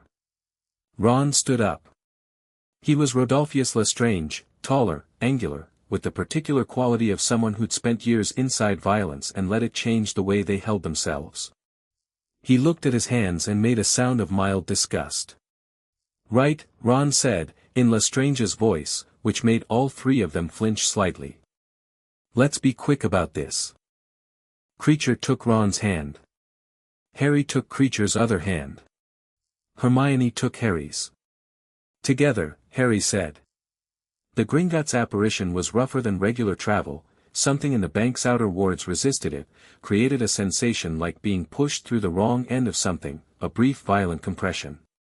And then they were inside. The Lestrange vault was vast and dim and breathtaking in the worst possible way, the accumulated wealth of centuries piled floor to ceiling, gold and silver and artifacts and objects, some clearly ordinary and some with that particular magical pressure Harry had learned to recognize. The Flagranti and Gemino curses were visibly active, a faint reddish shimmer on every surface, like heat haze but colder. "There," Kreacher said. The cup was exactly where he'd described it. 12 feet in, on the stone bracket, gold and badger-marked and radiating the particular wrongness of a Horcrux in a way that Harry could feel across the distance, a pressure against his scar, a sourness in the air. They moved. Ron led, Lestrange's walk, convincing enough for whatever ward sensors were reading, Harry and Hermione behind, dragon hide gloves on, moving carefully between the piles of accumulated treasure without touching anything. The vault was tight with objects, narrower paths than Kreacher's description had suggested, the ceiling higher than it looked from the entrance. 20 feet. 15. Harry counted the seconds. 12 feet. The cup was right there, close enough that the Horcrux wrongness was a physical sensation now, a taste at the back of his throat. "I'll take it," Harry said quietly. Harry, he was already reaching for it. His gloved hand closed around the cup's handle and he felt it, the Horcrux energy fighting the touch, an instinctive recoil that wasn't physical, wasn't pain, but was something the fragment behind his scar responded to like two magnets repelling. He gripped harder. The cup resisted in the way the locket had resisted, not moving, just wrong, and he pulled it free of the bracket. The alarm activated. Not a sound. A vibration, the entire vault shuddering slightly, a bass frequency that came through the floor and the walls simultaneously. Somewhere distant, something was being notified. "Out," Harry said. He shoved the cup into the dragon hide bag. Kreacher had Ron's hand. Harry grabbed Kreacher's arm, Hermione grabbed Harry's, and Kreacher twisted them out. The compression again. The wrong way feeling. And then cold Hogsmeade air and the wooden floor of the Hogshead's back room, all four of them stumbling slightly with the landing, Ron immediately beginning to revert, the polyjuice wearing off in patches, Lestrange's features sliding back toward Ron's with the unpleasant fluidity of transformation undone. "The cup," Hermione said. Harry opened the bag. The cup sat inside it, still radiating that sourness, still wrong. He reached in with the gloved hand and set it on the table. Then he reached into his inner pocket and took out the basilisk fawn. "Stand back," he said. They stood back. Kreacher, who had pressed himself against the wall, was watching with the fixed, wide-eyed attention he'd given the locket's destruction. Ron, halfway through reverting, was Ron-shaped again in most ways that mattered, hair back to red, jaw back to familiar. He stood against the far wall and watched. Harry looked at the cup. At the badger. At the gold. Helga Hufflepuff made this, he thought. Someone brilliant and generous and good made this, and he took it and put a piece of his broken self inside it. He drove the fawn through the base. The cup screamed differently from the locket. Where the locket had screamed with something almost human, the cup screamed like an animal, primal, without language, without anything that could be called meaning. A pure shriek of wrongness meeting its end. The Hogshead's thick walls muffled it. The room shook very slightly. From the crack in the base, something emerged that Harry had not seen from the locket, a shape, almost visible, almost real, forming in the air above the ruined gold. It had no face. It was the shape of something that had once had intentions, that had once organized itself around a will, dissipating now into nothing, and Harry watched it go without looking away. Gone. The cup was just gold. Dented, cracked, ordinary. Ron let out a breath that he'd clearly been holding for some time.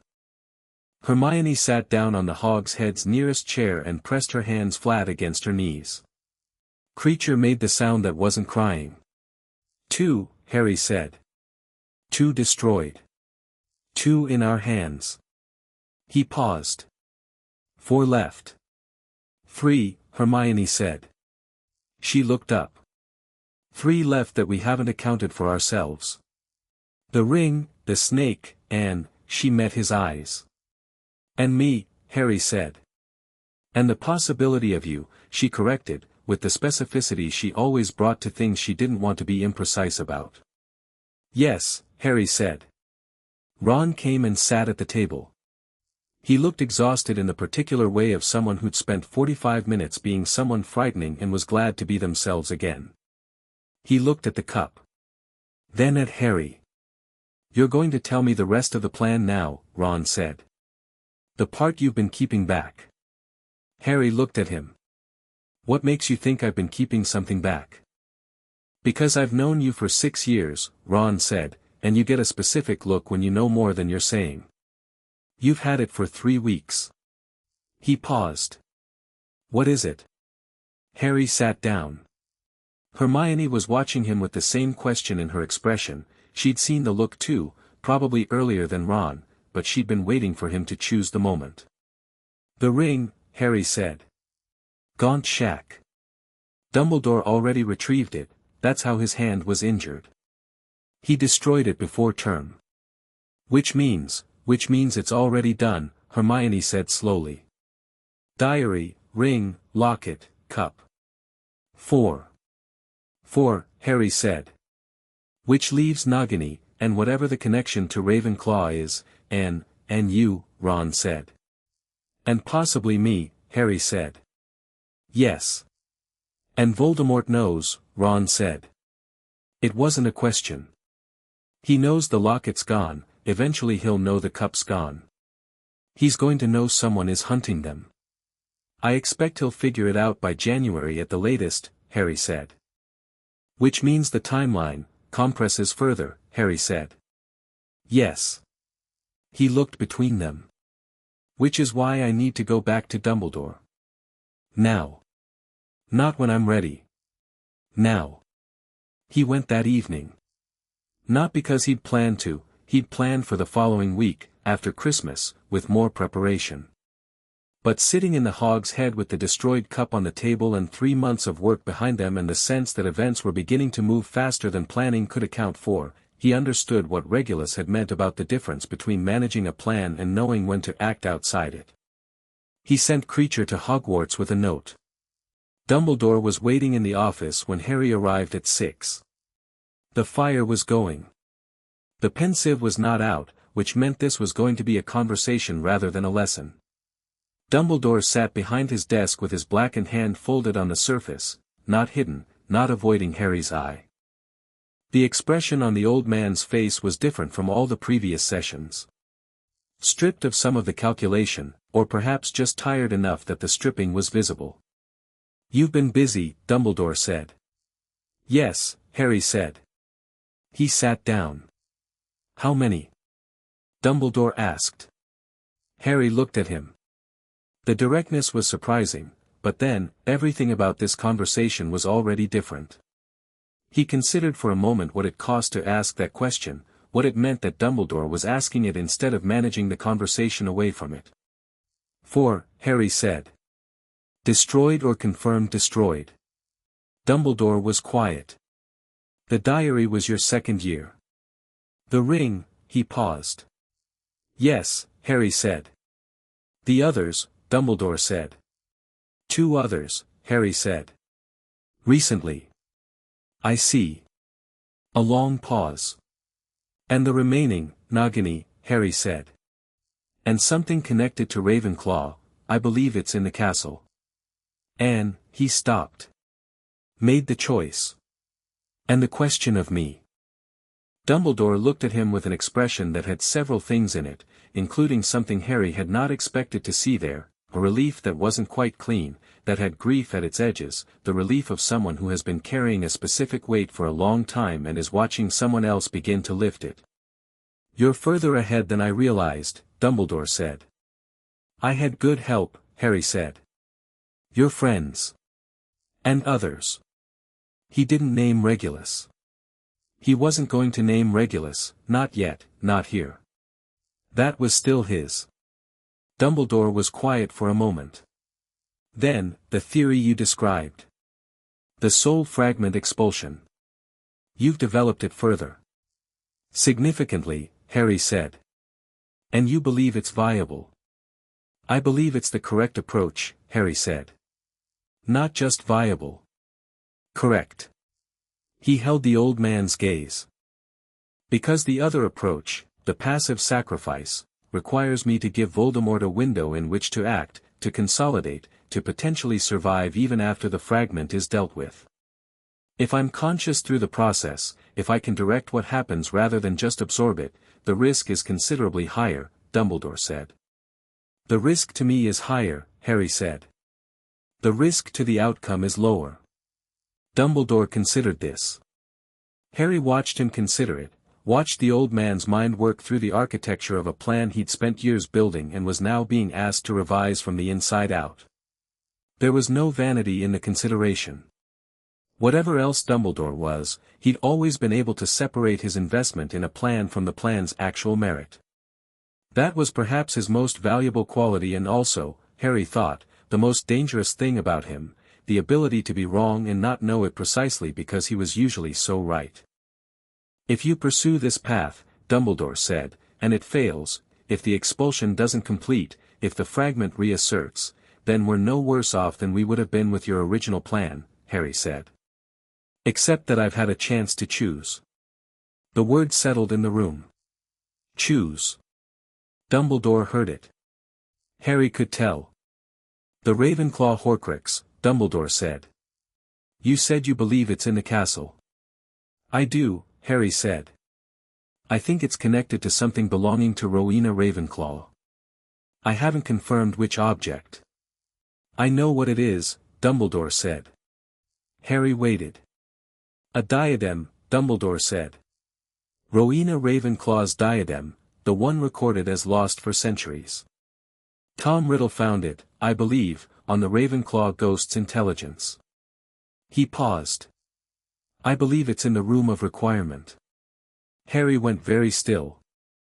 The hidden version, Dumbledore continued. The room where things are concealed.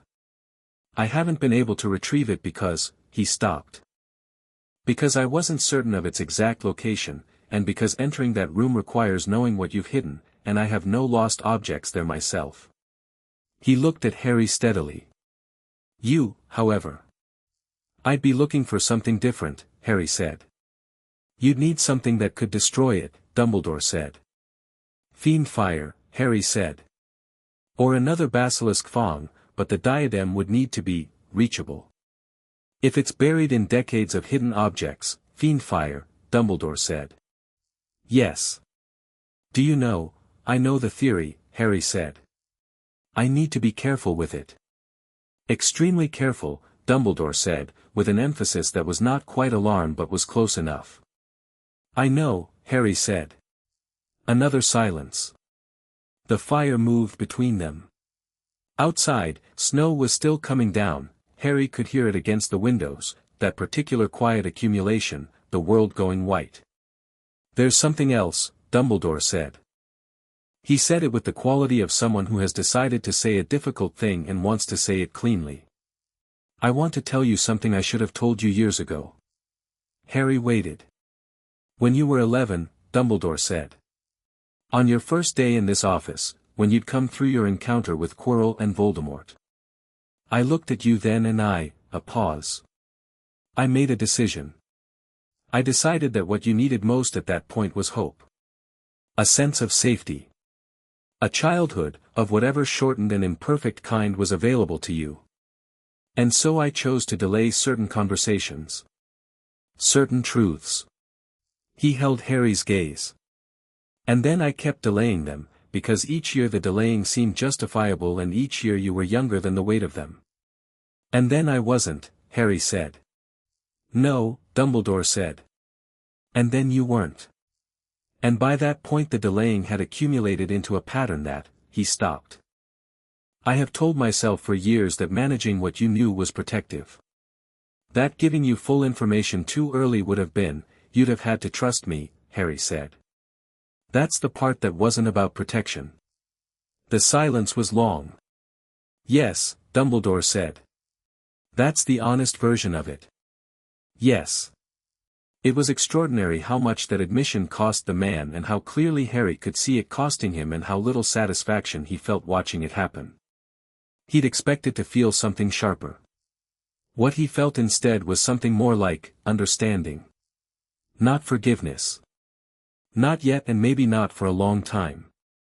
But understanding, which was different, and which was, he thought, more useful than the alternative. I'm not asking you to undo it, Harry said. I'm asking you to stop doing it from here. Dumbledore looked at him. Everything, he said. Everything, Harry said. Another pause. Longer than any of the others. There is one more thing, Dumbledore said. Something I haven't told you. About the night your parents died. Harry didn't move. The curse that rebounded, Dumbledore said carefully, was not simply deflected. What your mother created, the protection, was not a shield. It was a transformation. It transformed the curse's energy and redirected it. He paused. But in doing so it created a secondary effect that I observed in the aftermath when I went to Godric's Hollow. The energy was transformed but not destroyed. It had to go somewhere. A pause. It went into you. All of it. Not just the fragment of soul, the entire redirected energy of the killing curse, transformed, stored. It's been in you since you were 15 months old. Harry stared at him. What does that mean? Harry said. It means, Dumbledore said, with the careful weight of someone who has been sitting on something enormous for 15 years, that the magic your mother created has been living in you. Growing with you. It is not dormant. It has been active your entire life.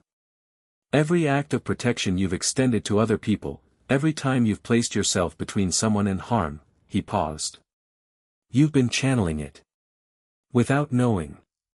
And in the expulsion, Harry said slowly, if I direct the killing curse's own transformed energy outward, you would be using Voldemort's own curse against the fragment of his soul, Dumbledore said. Transformed by love 15 years ago and held in trust until needed. The fire crackled. Harry sat with this. He sat with the full weight of it, this thing that his mother had done, the scale of it, the love it must have taken, the extraordinary terrible gift she'd put inside him before she died. And he thought about the theory he and Hermione had built from Regulus's notes and the library books and 3 months of patient work, and he thought about how it had always felt right, structurally right, in the way good theory always felt, not because it was convenient but because it fit. It fit because it had been designed to fit. Not by Dumbledore. Not by prophecy. By Lily Potter, who had done the cleverest thing anyone had ever done in the middle of the worst moment of her life, and who had trusted that the person she loved would know how to use it. She knew, Harry said. I believe so, Dumbledore said quietly. Not consciously. But some part of her, the magic chose its form and she chose the magic. There's no clear line between the two. Harry looked at his hands. His ordinary hands. His mother's gift, 15 years old, patient and waiting. All right, he said. He stood. The diadem first, he said. Then Nagini has to be dealt with when Voldemort is in play, we can't reach the snake without engaging him, which means that goes last. And the question of me, he stopped.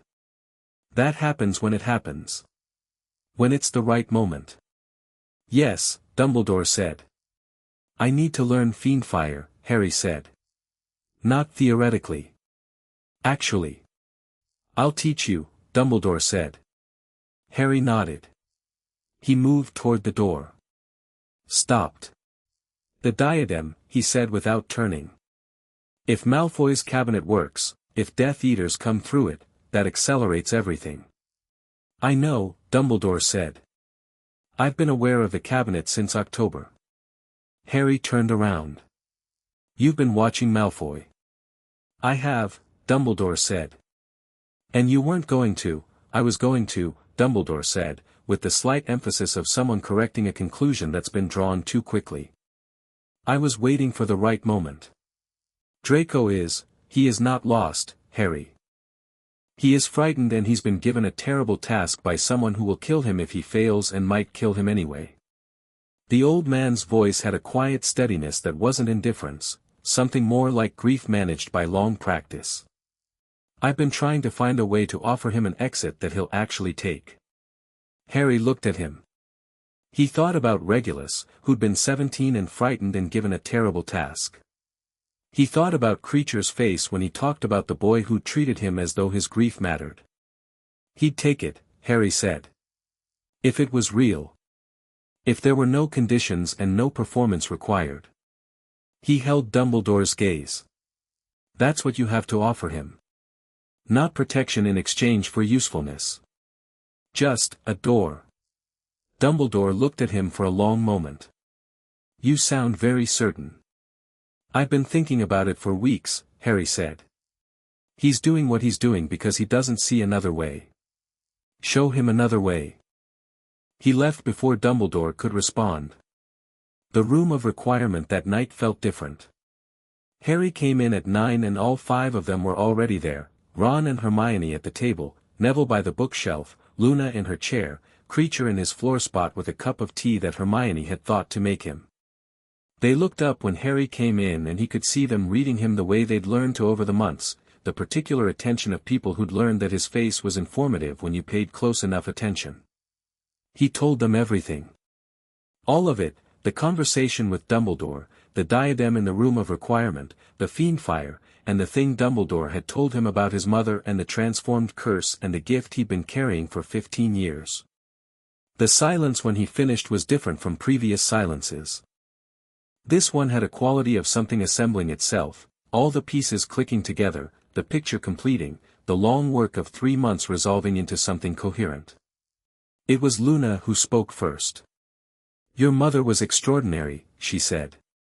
Simple and certain, the way she said most things. Yeah, Harry said. She was.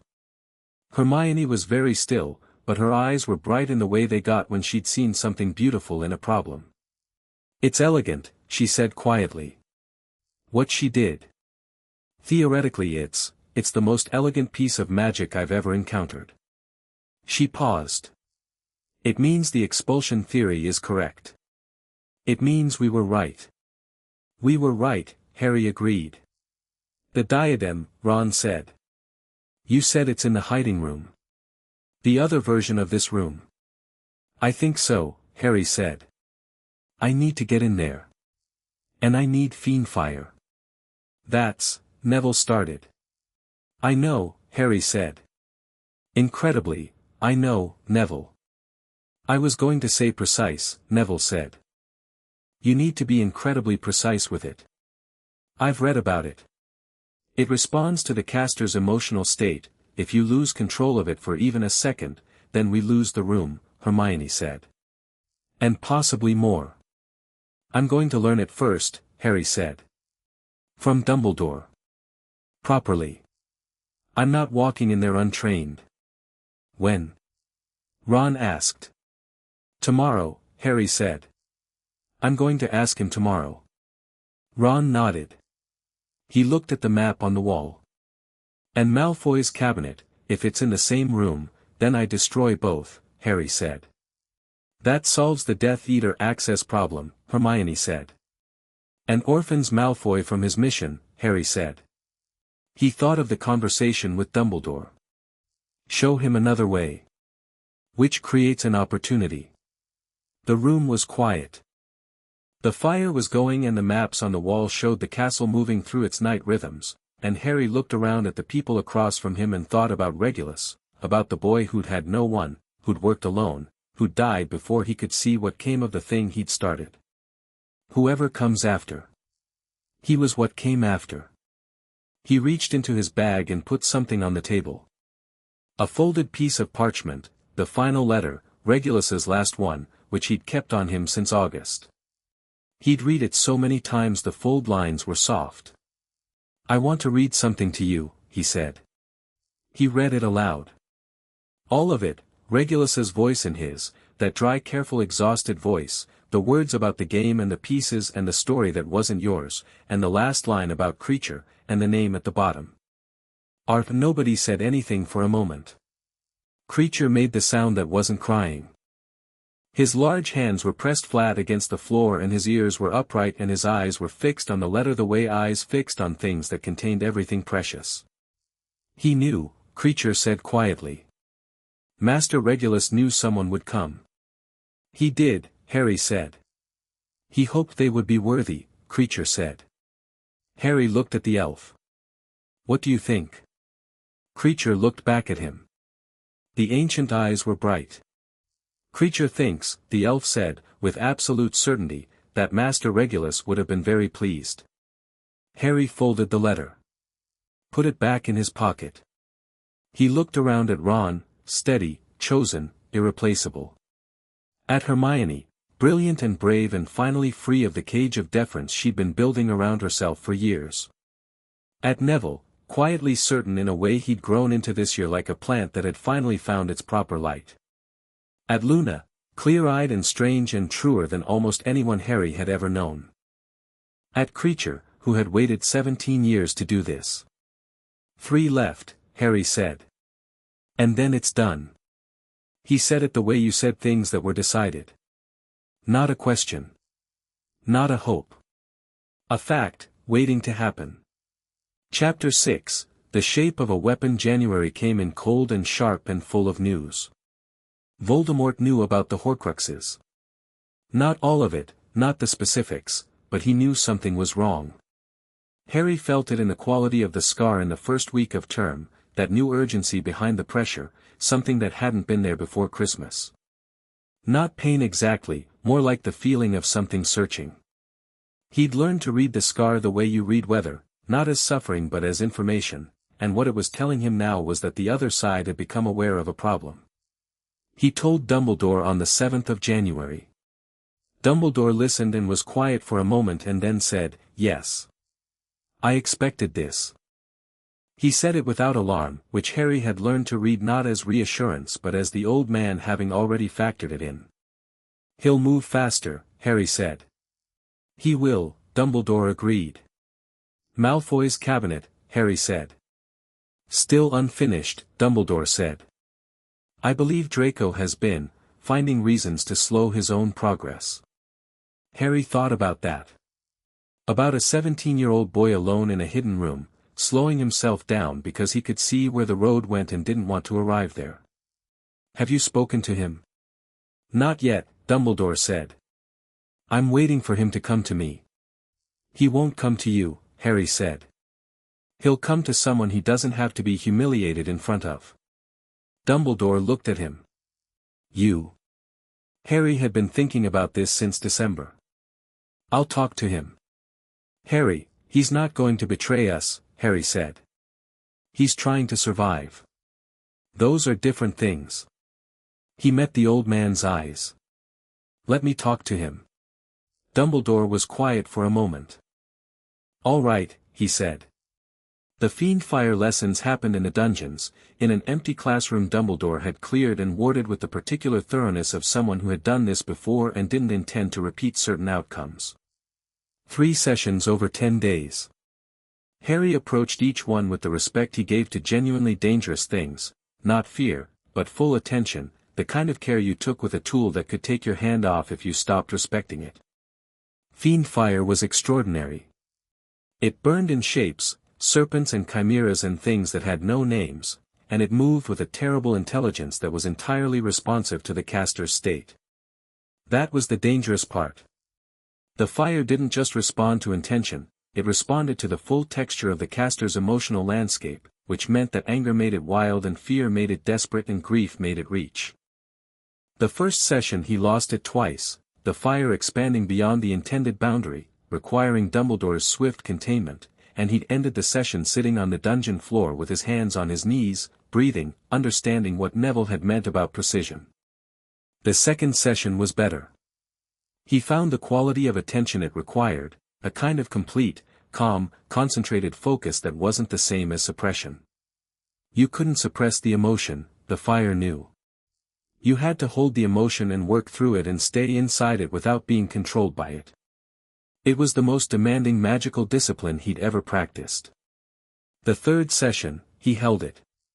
The fire burned where he told it to burn and went where he directed, and when he called it back it came. Dumbledore watched it from the corner of the room with an expression Harry couldn't fully read and didn't try to. "Ready?" Dumbledore said, when the fire went out. "Yes," Harry said.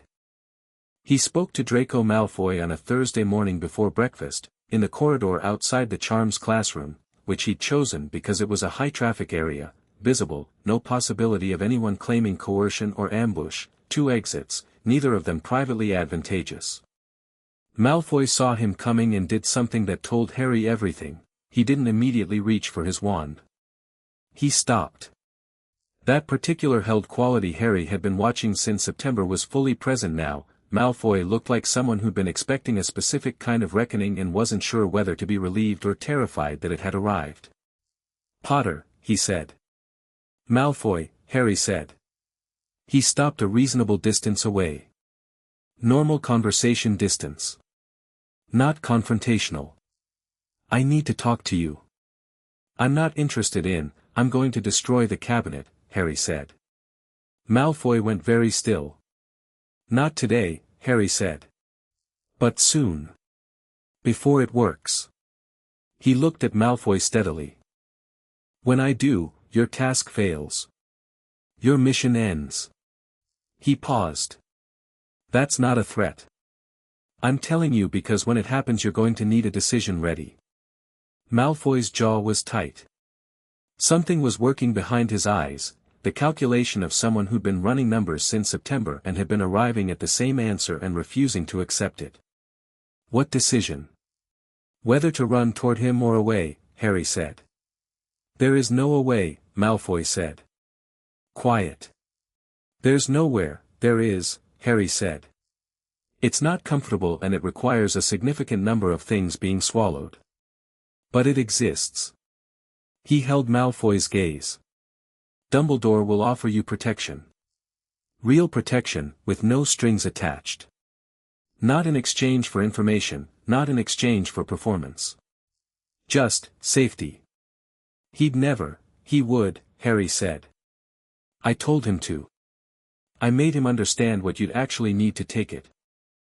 He watched something move through Malfoy's expression, a fractional shift, something very young under all the architecture of cool Malfoy certainty. "You don't have to decide now. But have it ready. When the cabinet is destroyed, things will move fast." Malfoy looked at him for a long moment. There were several things happening in his expression that Harry didn't try to interpret beyond the one that mattered, the one that said "I have been waiting for someone to say something true to me for months." "Why are you doing this?" Malfoy said. Not hostile. Genuinely asking. "Because someone should have done it for Regulus Black," Harry said. He walked past Malfoy into the Charms corridor. He didn't look back. He didn't need to. The room of requirement opened differently this time. Harry stood in the corridor on the 7th floor on a Saturday afternoon and thought about what he needed, not the room he'd been using, but the other one, the room that held everything hidden. He walked past the wall 3 times with that specific need in mind, and the door appeared as it always did, unremarkable, patient. Inside was extraordinary in the way of things that had been accumulating for centuries. Objects stacked floor to ceiling, passages between piles, the peculiar silence of things that had been forgotten so long they'd become part of the architecture. Harry stood at the entrance for a moment and breathed. He could feel the diadem. Not see it, the room was enormous, the ceiling invisible, the piles immense. But feel it. The Horcrux signature he'd been learning to recognize all year, that sourness, that wrongness, and behind it something older, the actual diadem, which had been made by Rowena Ravenclaw herself and still carried the residual magical quality of someone extraordinary having touched it. The two things were distinct if you paid attention. The wrongness on top, and underneath it, something that had once been genuinely beautiful. He moved into the room. He followed the signature through the maze of objects, broken furniture, stacked paintings, trunks, bottles, equipment from experiments centuries old, the detritus of 1,000 years of students and teachers discarding things they needed to make disappear. He climbed over a broken grandfather clock, ducked under a rack of robes, moved between two stacks of textbooks taller than he was. The vanishing cabinet was against the far wall. It was tall and dark and the wood had a quality Harry recognized now, that same Horcrux-adjacent wrongness, not because it was one but because it had been worked on by someone who carried darkness. The cabinet stood in the room like something pretending to be furniture, and Harry looked at it for a moment, and then he looked past it. The diadem was on a bust of a warty wizard, 12 feet up the wall, perched on its stone head with the casualness of something placed there to be forgotten. It was tarnished, centuries of neglect had muted whatever it had once been, but its shape was unmistakable. A circle of silver, inscription around the band, a sapphire at the center that had gone gray. Harry looked at it from 12 feet below and felt the wrongness coming off it in waves. He thought about Rowena Ravenclaw. About what the inscription said. Regulus had written it down, having found it in a history, "Wit beyond measure is man's greatest treasure." He thought about Tom Riddle, who had been the most brilliant student Hogwarts had ever produced, who had taken that inscription as an insult to himself and put something poisonous inside the most beautiful object he could find. He took out his wand. He gathered the fiend fire the way Dumbledore had taught him, not as a spell exactly, more as an invitation to a kind of fire that existed at the edge of controlled magic. He thought about what Dumbledore had said, hold the emotion and work through it. He thought about Sirius, about his parents, about Regulus in that cave, about every person this war had taken. He didn't push the feelings down. He let them be there, all of them, and he worked through them and he stayed inside himself and he called the fire. It came. It came as a snake first, enormous, coiling, burning in colors that weren't quite orange or red, with that terrible intelligence that made it feel alive. He directed it upward toward the diadem. It moved where he told it with the precision he'd spent 10 days learning. It touched the bust, the tarnished silver, the gray sapphire. The scream was different from the locket and different from the cup, higher, more structured, as though the fragment of soul inside it had been the most intellectually organized of all of them, and dying was happening to it in the way death happened to something that had always believed itself exempt. Harry didn't let the fire spread. He held it on the diadem and the bust and nothing else, a controlled point of destruction, and he kept his focus absolute and even and didn't look away until the screaming stopped. Then he called it back. And it came. The diadem was ash. Harry breathed. He stood in the middle of the room of requirement's hidden space, surrounded by centuries of forgotten things, with the fire back inside his wand where it belonged, and he thought, 3. He turned to the vanishing cabinet. He didn't need fiend fire for this. He took out his wand and used a straightforward reducto, the most basic destructive spell he knew, applied with everything behind it. The cabinet shattered. Not cleanly, it went sideways, wood splintering and the internal magic of it releasing in a soundless pulse that Harry felt through his feet. The connection to its pair in Borgin and Burke severed. He felt it sever, a small, satisfied snap. He left the room. Malfoy was waiting in the corridor outside. Harry stopped. He hadn't expected this.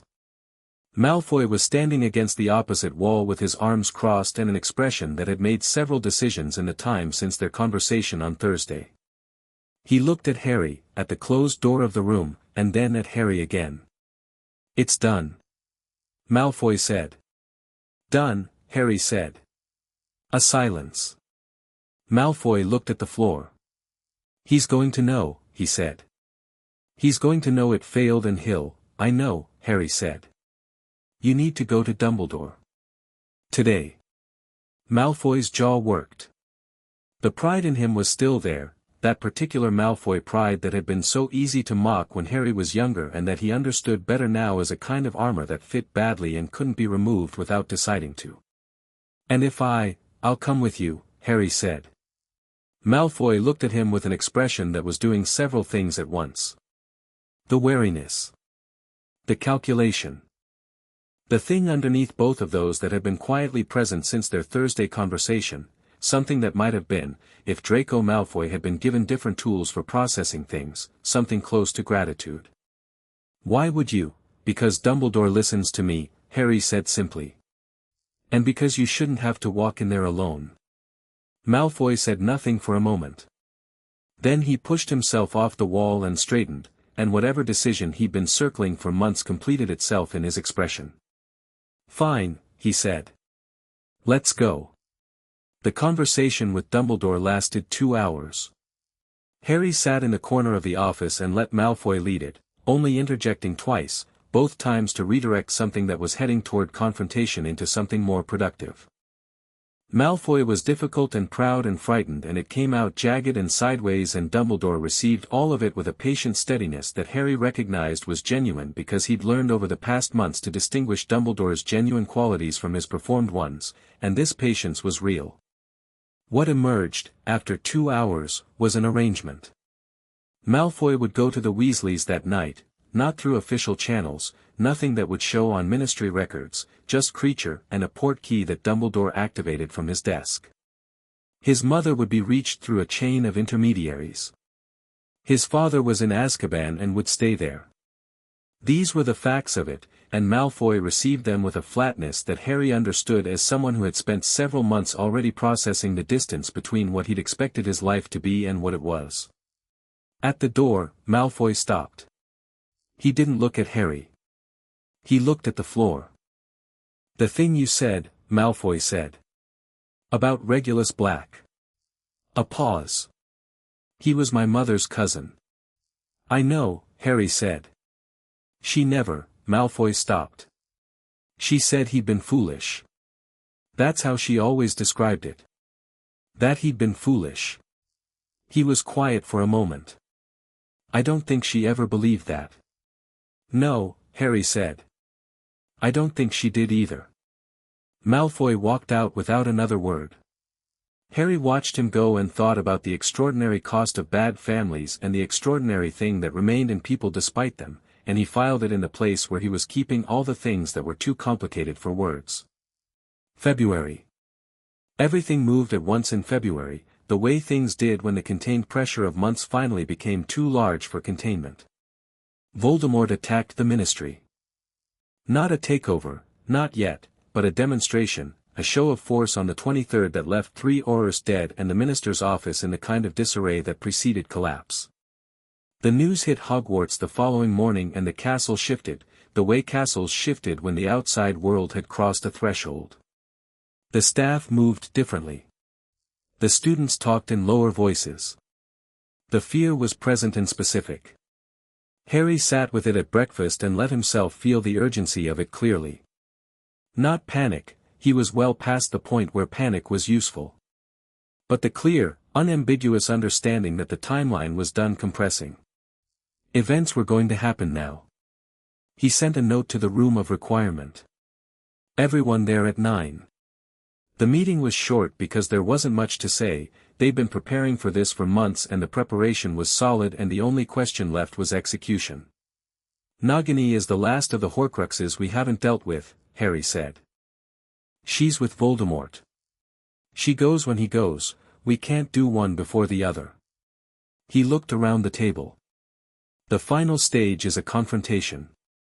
With him, directly. Which means drawing him out. How? Neville said. He comes to Hogwarts, Harry said. He's always been drawn to it. It's the place he cares about most, after himself. If there's something here that makes it necessary, us, Hermione said. You. If he believes you're here and cornered, he'll come, Harry said. That's an incredibly dangerous bait, Ron said. Yes, Harry said. Which is why we use it deliberately rather than waiting for him to do it on his own terms. He looked at the map on the wall. We want to choose the ground. We want to know exactly where and when before it happens, not be surprised into it. How do we draw him specifically to a location? Hermione asked. The scar, Harry said. I've been learning to use it as a two-way connection. It's not something Dumbledore taught me, he doesn't know I've been doing it. But over the past months, he paused. I can direct impressions along it. Not speak. Not communicate precisely. But I can put images there. Thoughts. I can make him think he's seeing something real. The silence was very complete. Harry, Hermione said. That's dangerous, Harry said. I know. And I'm prepared for it. The moment I open that connection fully, he knows where I am. That's the point. He looked at the map. I'll direct him to the Great Hall. Open space. Defensible from multiple positions. Wide enough that the people inside it can move. The people inside it, Ron said. Everyone here, Harry said. He looked around the room. This is what I need to say, and I need to say it clearly, what happens in the Great Hall is going to be dangerous. Not controllable dangerous. Actually dangerous. People could get hurt. He paused. I'm not asking any of you to be there. The silence lasted approximately 2 seconds. Don't be stupid, Ron said. Harry, we've been here since August, Hermione said. I'm quite good at herbology-related defensive applications, Neville said, with the mild confidence of someone who'd been quietly developing something along these lines all year without mentioning it. Luna didn't say anything. She looked at Harry with her clear, unreadable expression and then went back to her quibbler. Kreacher, from the floor, said, Kreacher will be there. Harry looked at them. He breathed. Okay, he said. When? Hermione asked. 3 days, Harry said. I need to speak to Dumbledore first. And I need one more night of preparation. He looked at the notebooks on the table, all of it, 6 months of work, Regulus's theory and their own research and the knowledge they'd built brick by careful brick from a kitchen table in Grimmauld Place. We've done everything we can do. After this, it's over one way or the other. One way, Ron said firmly. One way, Harry agreed. He went to Dumbledore that evening. He'd spent the day with the specific completeness of someone who has done everything preparable and has nothing left to do but go. He'd read Regulus's last letter one more time. He'd sat in the room of requirement alone for an hour with his hands on the table and his eyes closed, feeling the weight of everything that lived in him, his mother's gift, all that transformed fire, 15 years of accumulation, patient and waiting in his. Dumbledore's office was warm. The old man looked tired in a new way, not the managed fatigue of the earlier months but something closer to completion, as though his body had decided it had done what it came here to do and was beginning to negotiate the terms of what came next. Tomorrow night, Harry said. Dumbledore looked at him. I'll open the connection, Harry said. I'll direct him here. I need the castle warded for everyone's protection except the Great Hall. If he comes with Death Eaters, I want the rest of the castle sealed. I can do that, Dumbledore said. The Patronus Network, Harry said. For communication. Everyone needs to know what's happening. Yes, Dumbledore said. And I need you, Harry said, to not interfere with my part of it. Dumbledore was quiet for a moment. Harry, I'm not saying you can't be there, Harry said. I'm saying when it comes to the moment, the specific moment with the fragment, I need to do that myself. You can have the rest of it. Nagini, the Death Eaters, whatever comes through the door. But that moment is mine. The firelight moved. Fawkes, on his perch in the corner, made a soft sound that wasn't quite a note and wasn't quite a word. All right, Dumbledore said. And after, Harry said. I need you to understand something about after. Tell me, Dumbledore said. After this, Harry said, I'm not a symbol. I'm not the boy who lived. I'm not anyone's piece on anyone's board. He held the old man's gaze without heat, without anger, with something more absolute than either. I'm going to be a person. That's what I want. Not recognition, not a role, not a narrative that someone else wrote. He paused. I'm going to choose what comes next. All of it. Dumbledore looked at him for a long moment. The old man's eyes were doing that layered thing, but underneath the layers, Harry could see something that he thought, after months of learning to read Albus Dumbledore, was genuine. Not managed. Not performed. Something that looked remarkably like pride. I know, Dumbledore said. I think, I have always known, somewhere, that this was where it would arrive. That you would become this. He paused. I should have pointed you toward it sooner, instead of around it. A quiet that was different from his usual pauses, smaller, more personal. I'm sorry, Harry. For the things that were mine to give you that I withheld. Harry sat with it. The apology and what it cost and what it was worth. He thought about Sirius, rotting in Azkaban while this man held the key. He thought about his parents, the conditions their deaths were allowed to develop in. He thought about himself, 11 years old, walking into a world that had been arranged before he got there. He thought about Regulus, who had seen all of it and had written, he is not the enemy. He is someone who decided the war was his to manage. I know, Harry said. I believe you mean it. But? Dumbledore said. But meaning it doesn't undo it, Harry said. And I need you to know that I understand both of those things at once. He held the old man's gaze. You did things I won't forgive easily and maybe some I won't fully forgive. You also fought this war with everything you had for most of your life. Both of those are true. A silence. Yes, Dumbledore said. That is, yes. Harry stood. Tomorrow night, he said. Have the castle ready. He went to the door. Stopped. Regulus Black, he said. I want him remembered properly. Whatever happens after, I want his name cleared, his story told. What he found, what he tried to do, what he died for. He looked back at Dumbledore. He deserves that. Dumbledore was quiet for a moment. Yes, he said. He does. Harry walked out into the castle.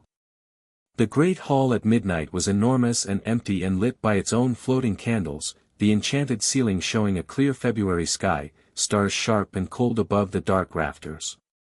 Harry stood at the center of it and breathed.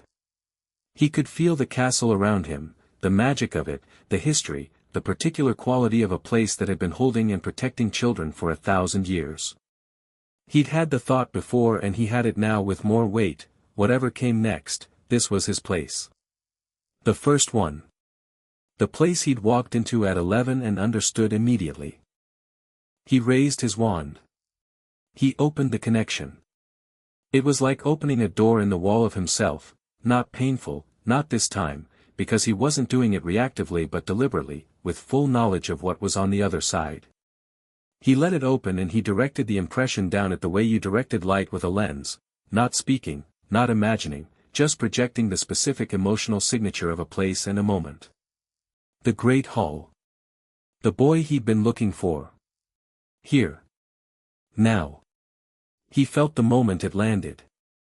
The connection shuddered, something enormous on the other end recognizing what it was receiving, the particular quality of attention that was Voldemort's, cold and absolute and enormous, turning toward him like a compass needle toward north. Harry closed it. He breathed. He had perhaps 20 minutes.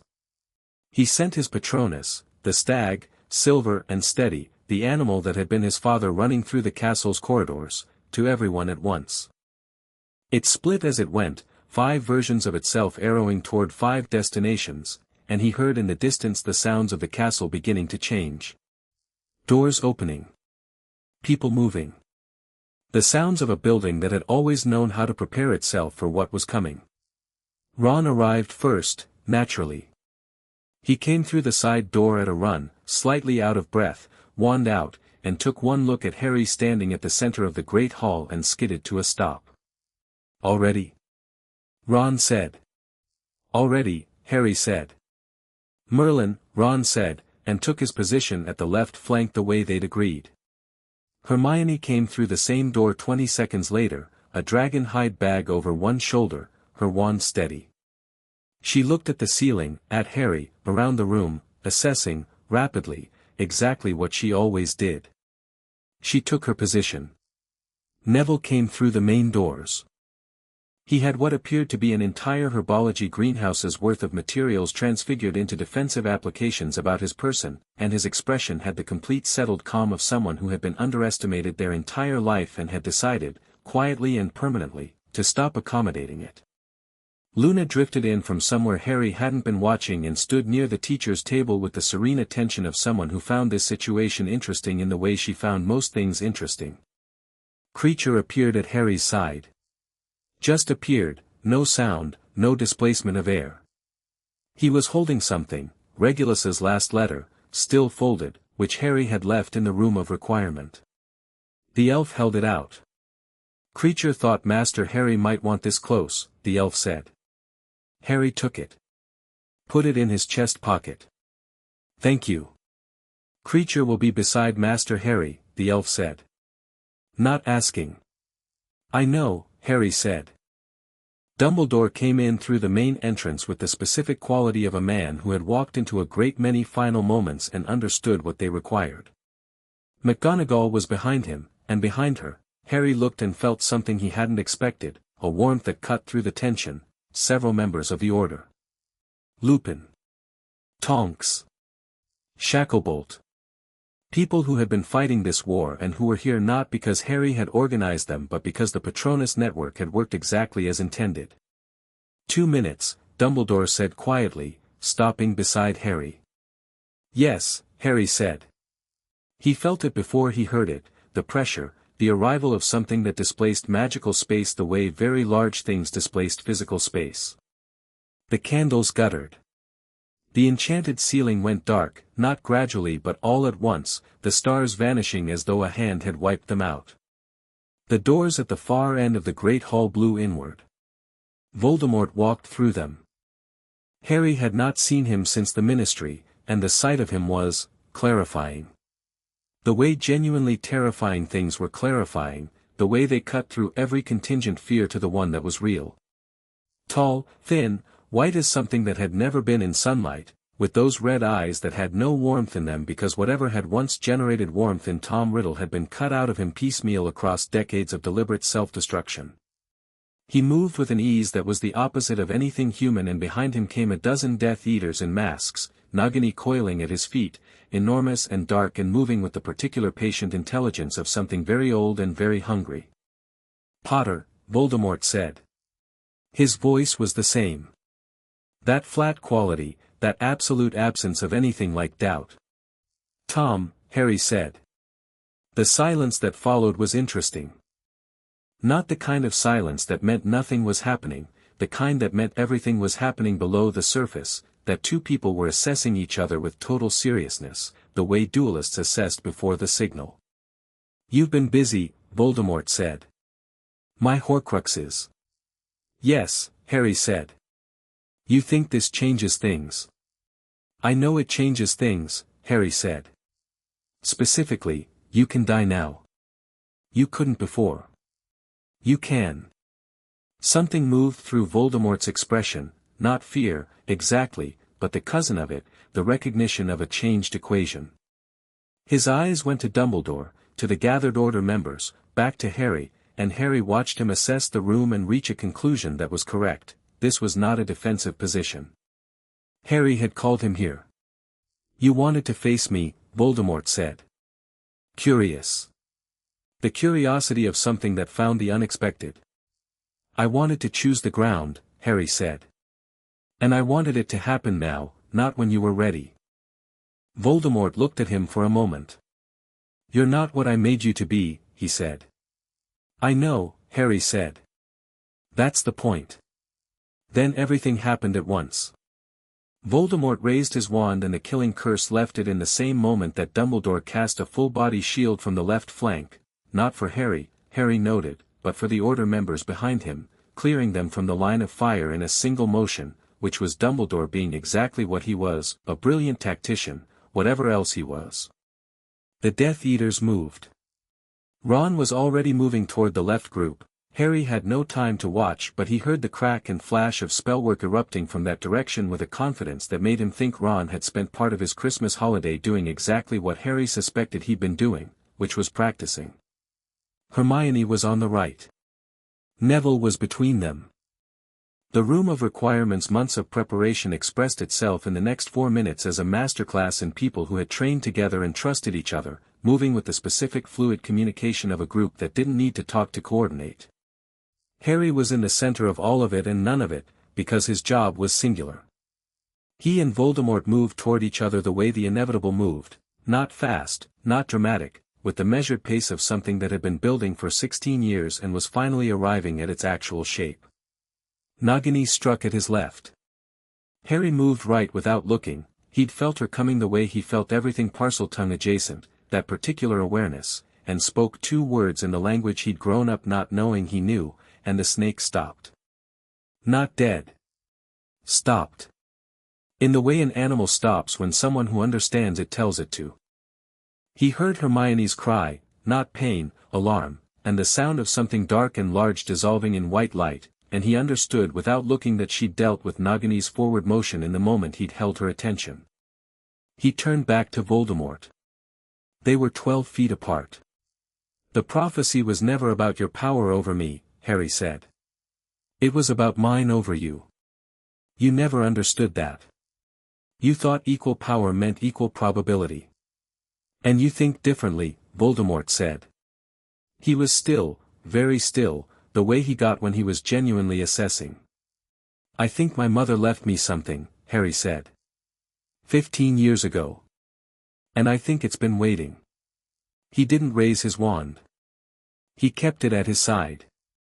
He felt the thing he'd been building toward, not called it, not forced it, just let it arrive the way it had been trying to arrive since he was 15 months old, the transformed fire of a curse that had been trying to come home. Avada Kedavra, Voldemort said. The green light left his wand.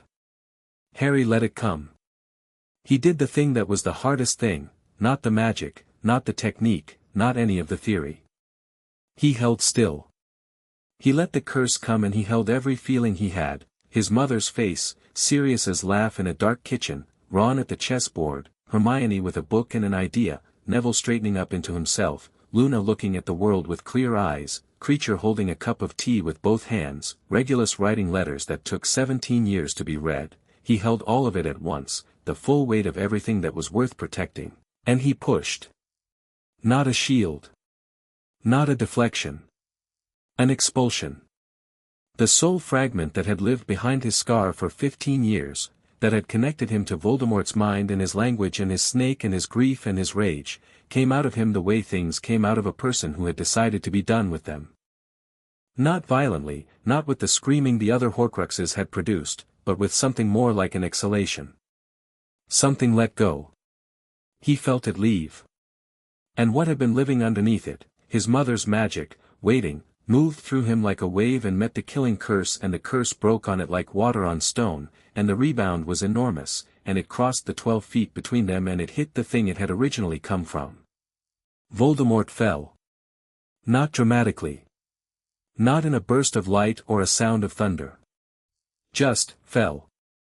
The way things fell when what had been holding them up was gone. Harry stood. He was breathing. He was breathing. Both things were true, Voldemort was on the floor and Harry was standing, which was not the plan Dumbledore had built, not the plan anyone had built except Harry and a dead boy's letters and a patient elf and his mother, 15 years ago, who had looked at the worst moment of her life and found something beautiful to do inside it. The Death Eaters stopped. The room was completely silent. Nagini was dead, Harry had heard it without seeing it, in the middle of everything, a sound and a brief agonized hiss, and Hermione was on her knees a dozen feet away with her wand still pointed at where the snake had been, her arms shaking slightly, her face fierce and white. Ron was on his feet. He looked at the center of the room where Voldemort lay still and then at Harry, and his expression did something that went through several things very quickly: relief, joy, a kind of exhilarated disbelief, and settled on the one it always settled on, which was solid and certain and irreducibly Ron. "Told you," Ron said. "One way." Harry looked down at himself. He was fine.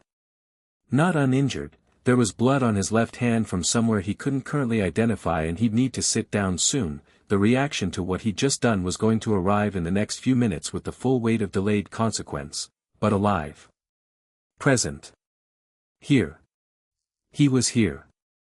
Kreacher appeared at his side. The elf looked at Voldemort's body, and then up at Harry, and his expression had the full architecture of everything: the grief and the love and the 17 years of waiting and the letter in Harry's chest pocket. "Master Regulus would have been very pleased," Kreacher said. Harry reached down and put his hand on the elf's shoulder. He didn't say anything because there was nothing that wouldn't be less than what was true.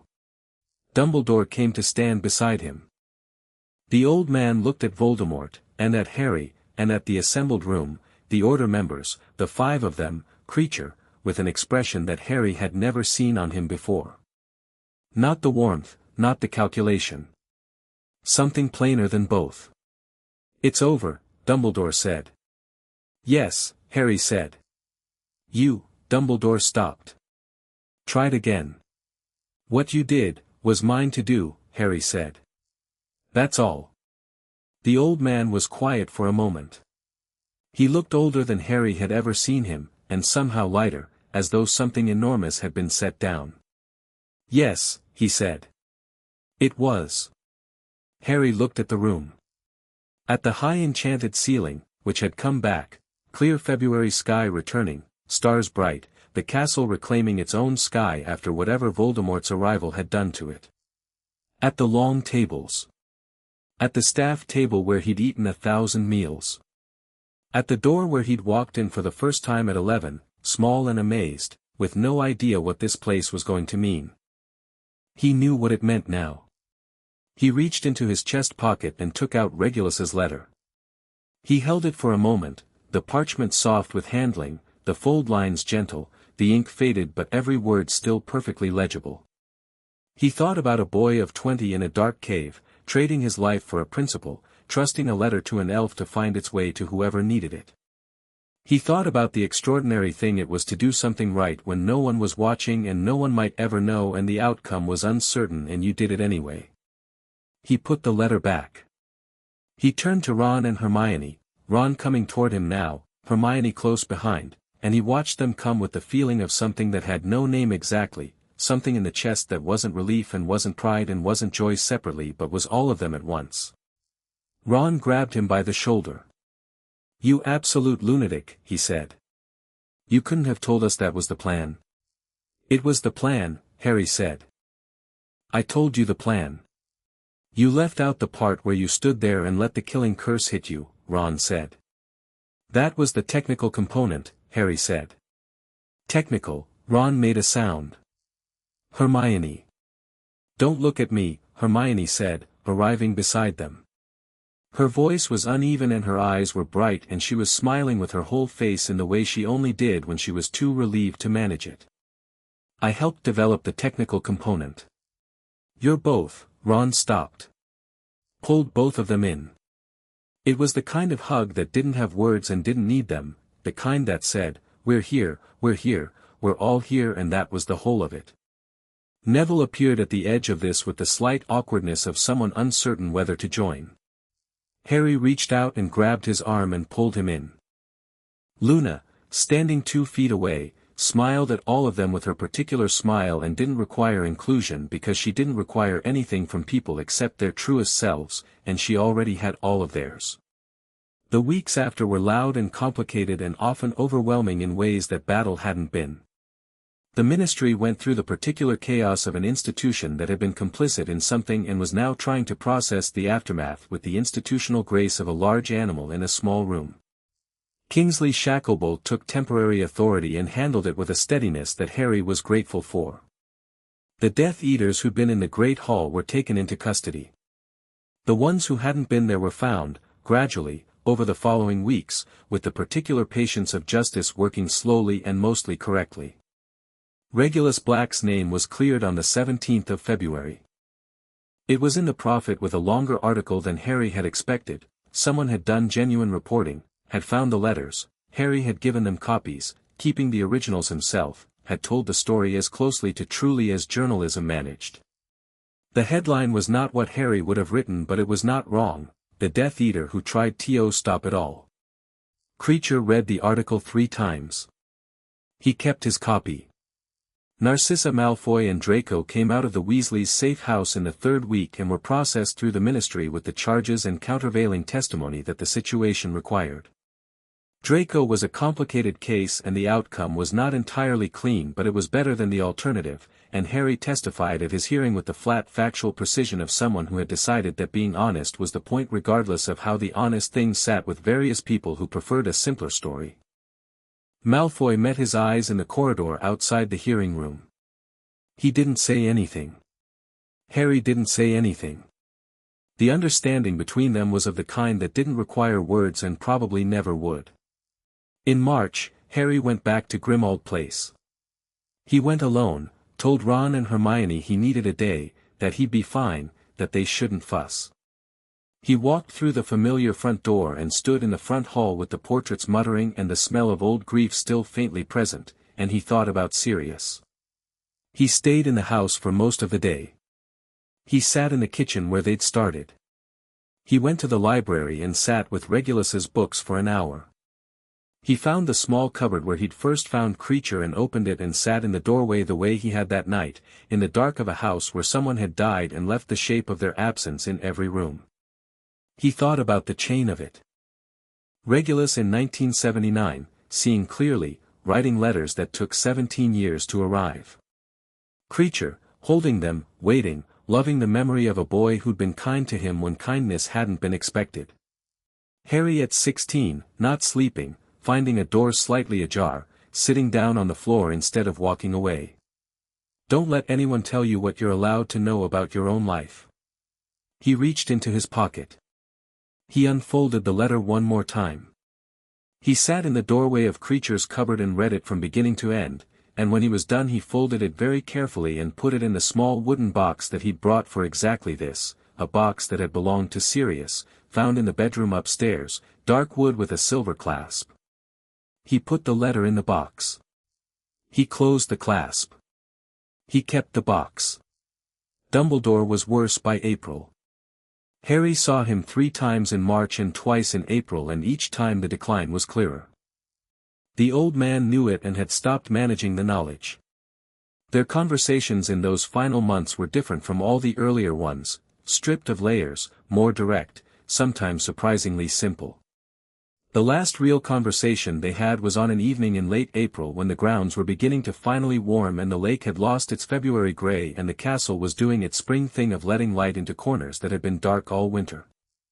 They sat on the steps outside the main entrance because Dumbledore had wanted air and Harry had agreed to the suggestion without making anything of the fact that it took the old man longer to walk to the doors than it once had. "Do you regret it?" Harry asked. He'd been thinking about whether to ask for weeks. "Some of it," Dumbledore said. "The parts where I chose my plan over people's lives. That I regret." A pause. "The larger struggle, the decades of opposition to Voldemort, no. I would do it again. I would do it worse in places and better in others." He was quiet for a moment. "I think I would try to trust people more." "That's the whole thing, really," Harry said. "Yes," Dumbledore said. "It rather is." The lake caught the evening light. A group of first-years were on the grounds, too far to hear but visible, small figures moving with the particular energy of people who'd been inside all day and had just been let out. Harry watched them for a moment. "I'm not coming back next year," Harry said. "To Hogwarts. As a student." "I know," Dumbledore said. "I don't know yet what comes next," Harry said. For me. I'm going to take some time to work that out. Good, Dumbledore said. And then, with a quietness that Harry thought was the truest thing the old man had said to him in all their conversations, you've earned the luxury of not knowing, for a while. Most people never get it. A pause. Use it well. Harry looked at him. At the old man in the spring evening, with his blackened hand in his lap and his silver beard and his half-moon spectacles and those blue eyes that were tired now, truly tired, but still doing more than one thing at once. I will, Harry said. May. The grounds in full spring, the kind of overwhelming aliveness that Hogwarts produced in May that was almost too much, almost aggressive in its beauty. Exams happening. Students moving through the castle with the particular end-of-year energy that Harry had always found both recognizable and slightly outside himself, as though he'd never quite been all the way inside the normal Hogwarts experience.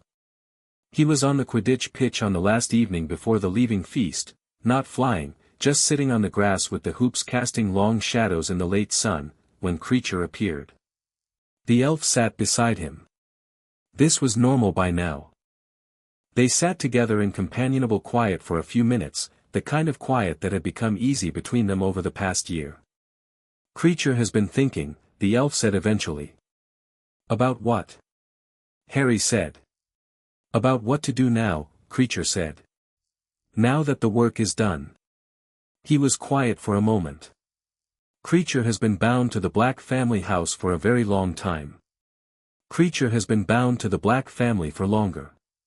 He paused. Kreacher wonders if Master Harry might require a house elf in whatever comes next. Harry looked at him. You could be free, he said. If you wanted it. I'd give you clothes today. Kreacher knows, the elf said. Kreacher does not want clothes. He said it in the same way he'd said it is not obligation, it is continuation in the kitchen 9 months ago. The same certainty. Kreacher wants to serve someone worth serving. By choice. He looked at Harry. Kreacher thinks Master Harry is worth serving. Harry sat with that for a moment. The Quidditch pitch. The long shadows. The castle above them on the hill. Then stay, Harry said. Yes, Kreacher said. Satisfied. They sat in the evening quiet. In his pocket, the wooden box with Regulus's letter. Around him, the castle with its 1,000-year magic. Somewhere in the grounds, Ron and Hermione were walking. Harry had seen them go down toward the lake an hour ago and had not followed because some moments were theirs. He thought about everything that had happened since a September evening 4 years ago when a boy on a train had become his friend, and everything that had built from there, and everything that had changed since a night in a dark house when a grieving elf had held out a letter. He thought about Regulus, who had written, "Find out everything." He thought, I'm just getting started. The sun went down over Hogwarts. The castle lit itself, as it always did, as it had always done, torch by torch, window by window, the old stones warm against the evening sky. Harry Potter sat on the grass with an elf beside him and his whole life ahead of him, entirely his own, and he was not afraid. He was ready.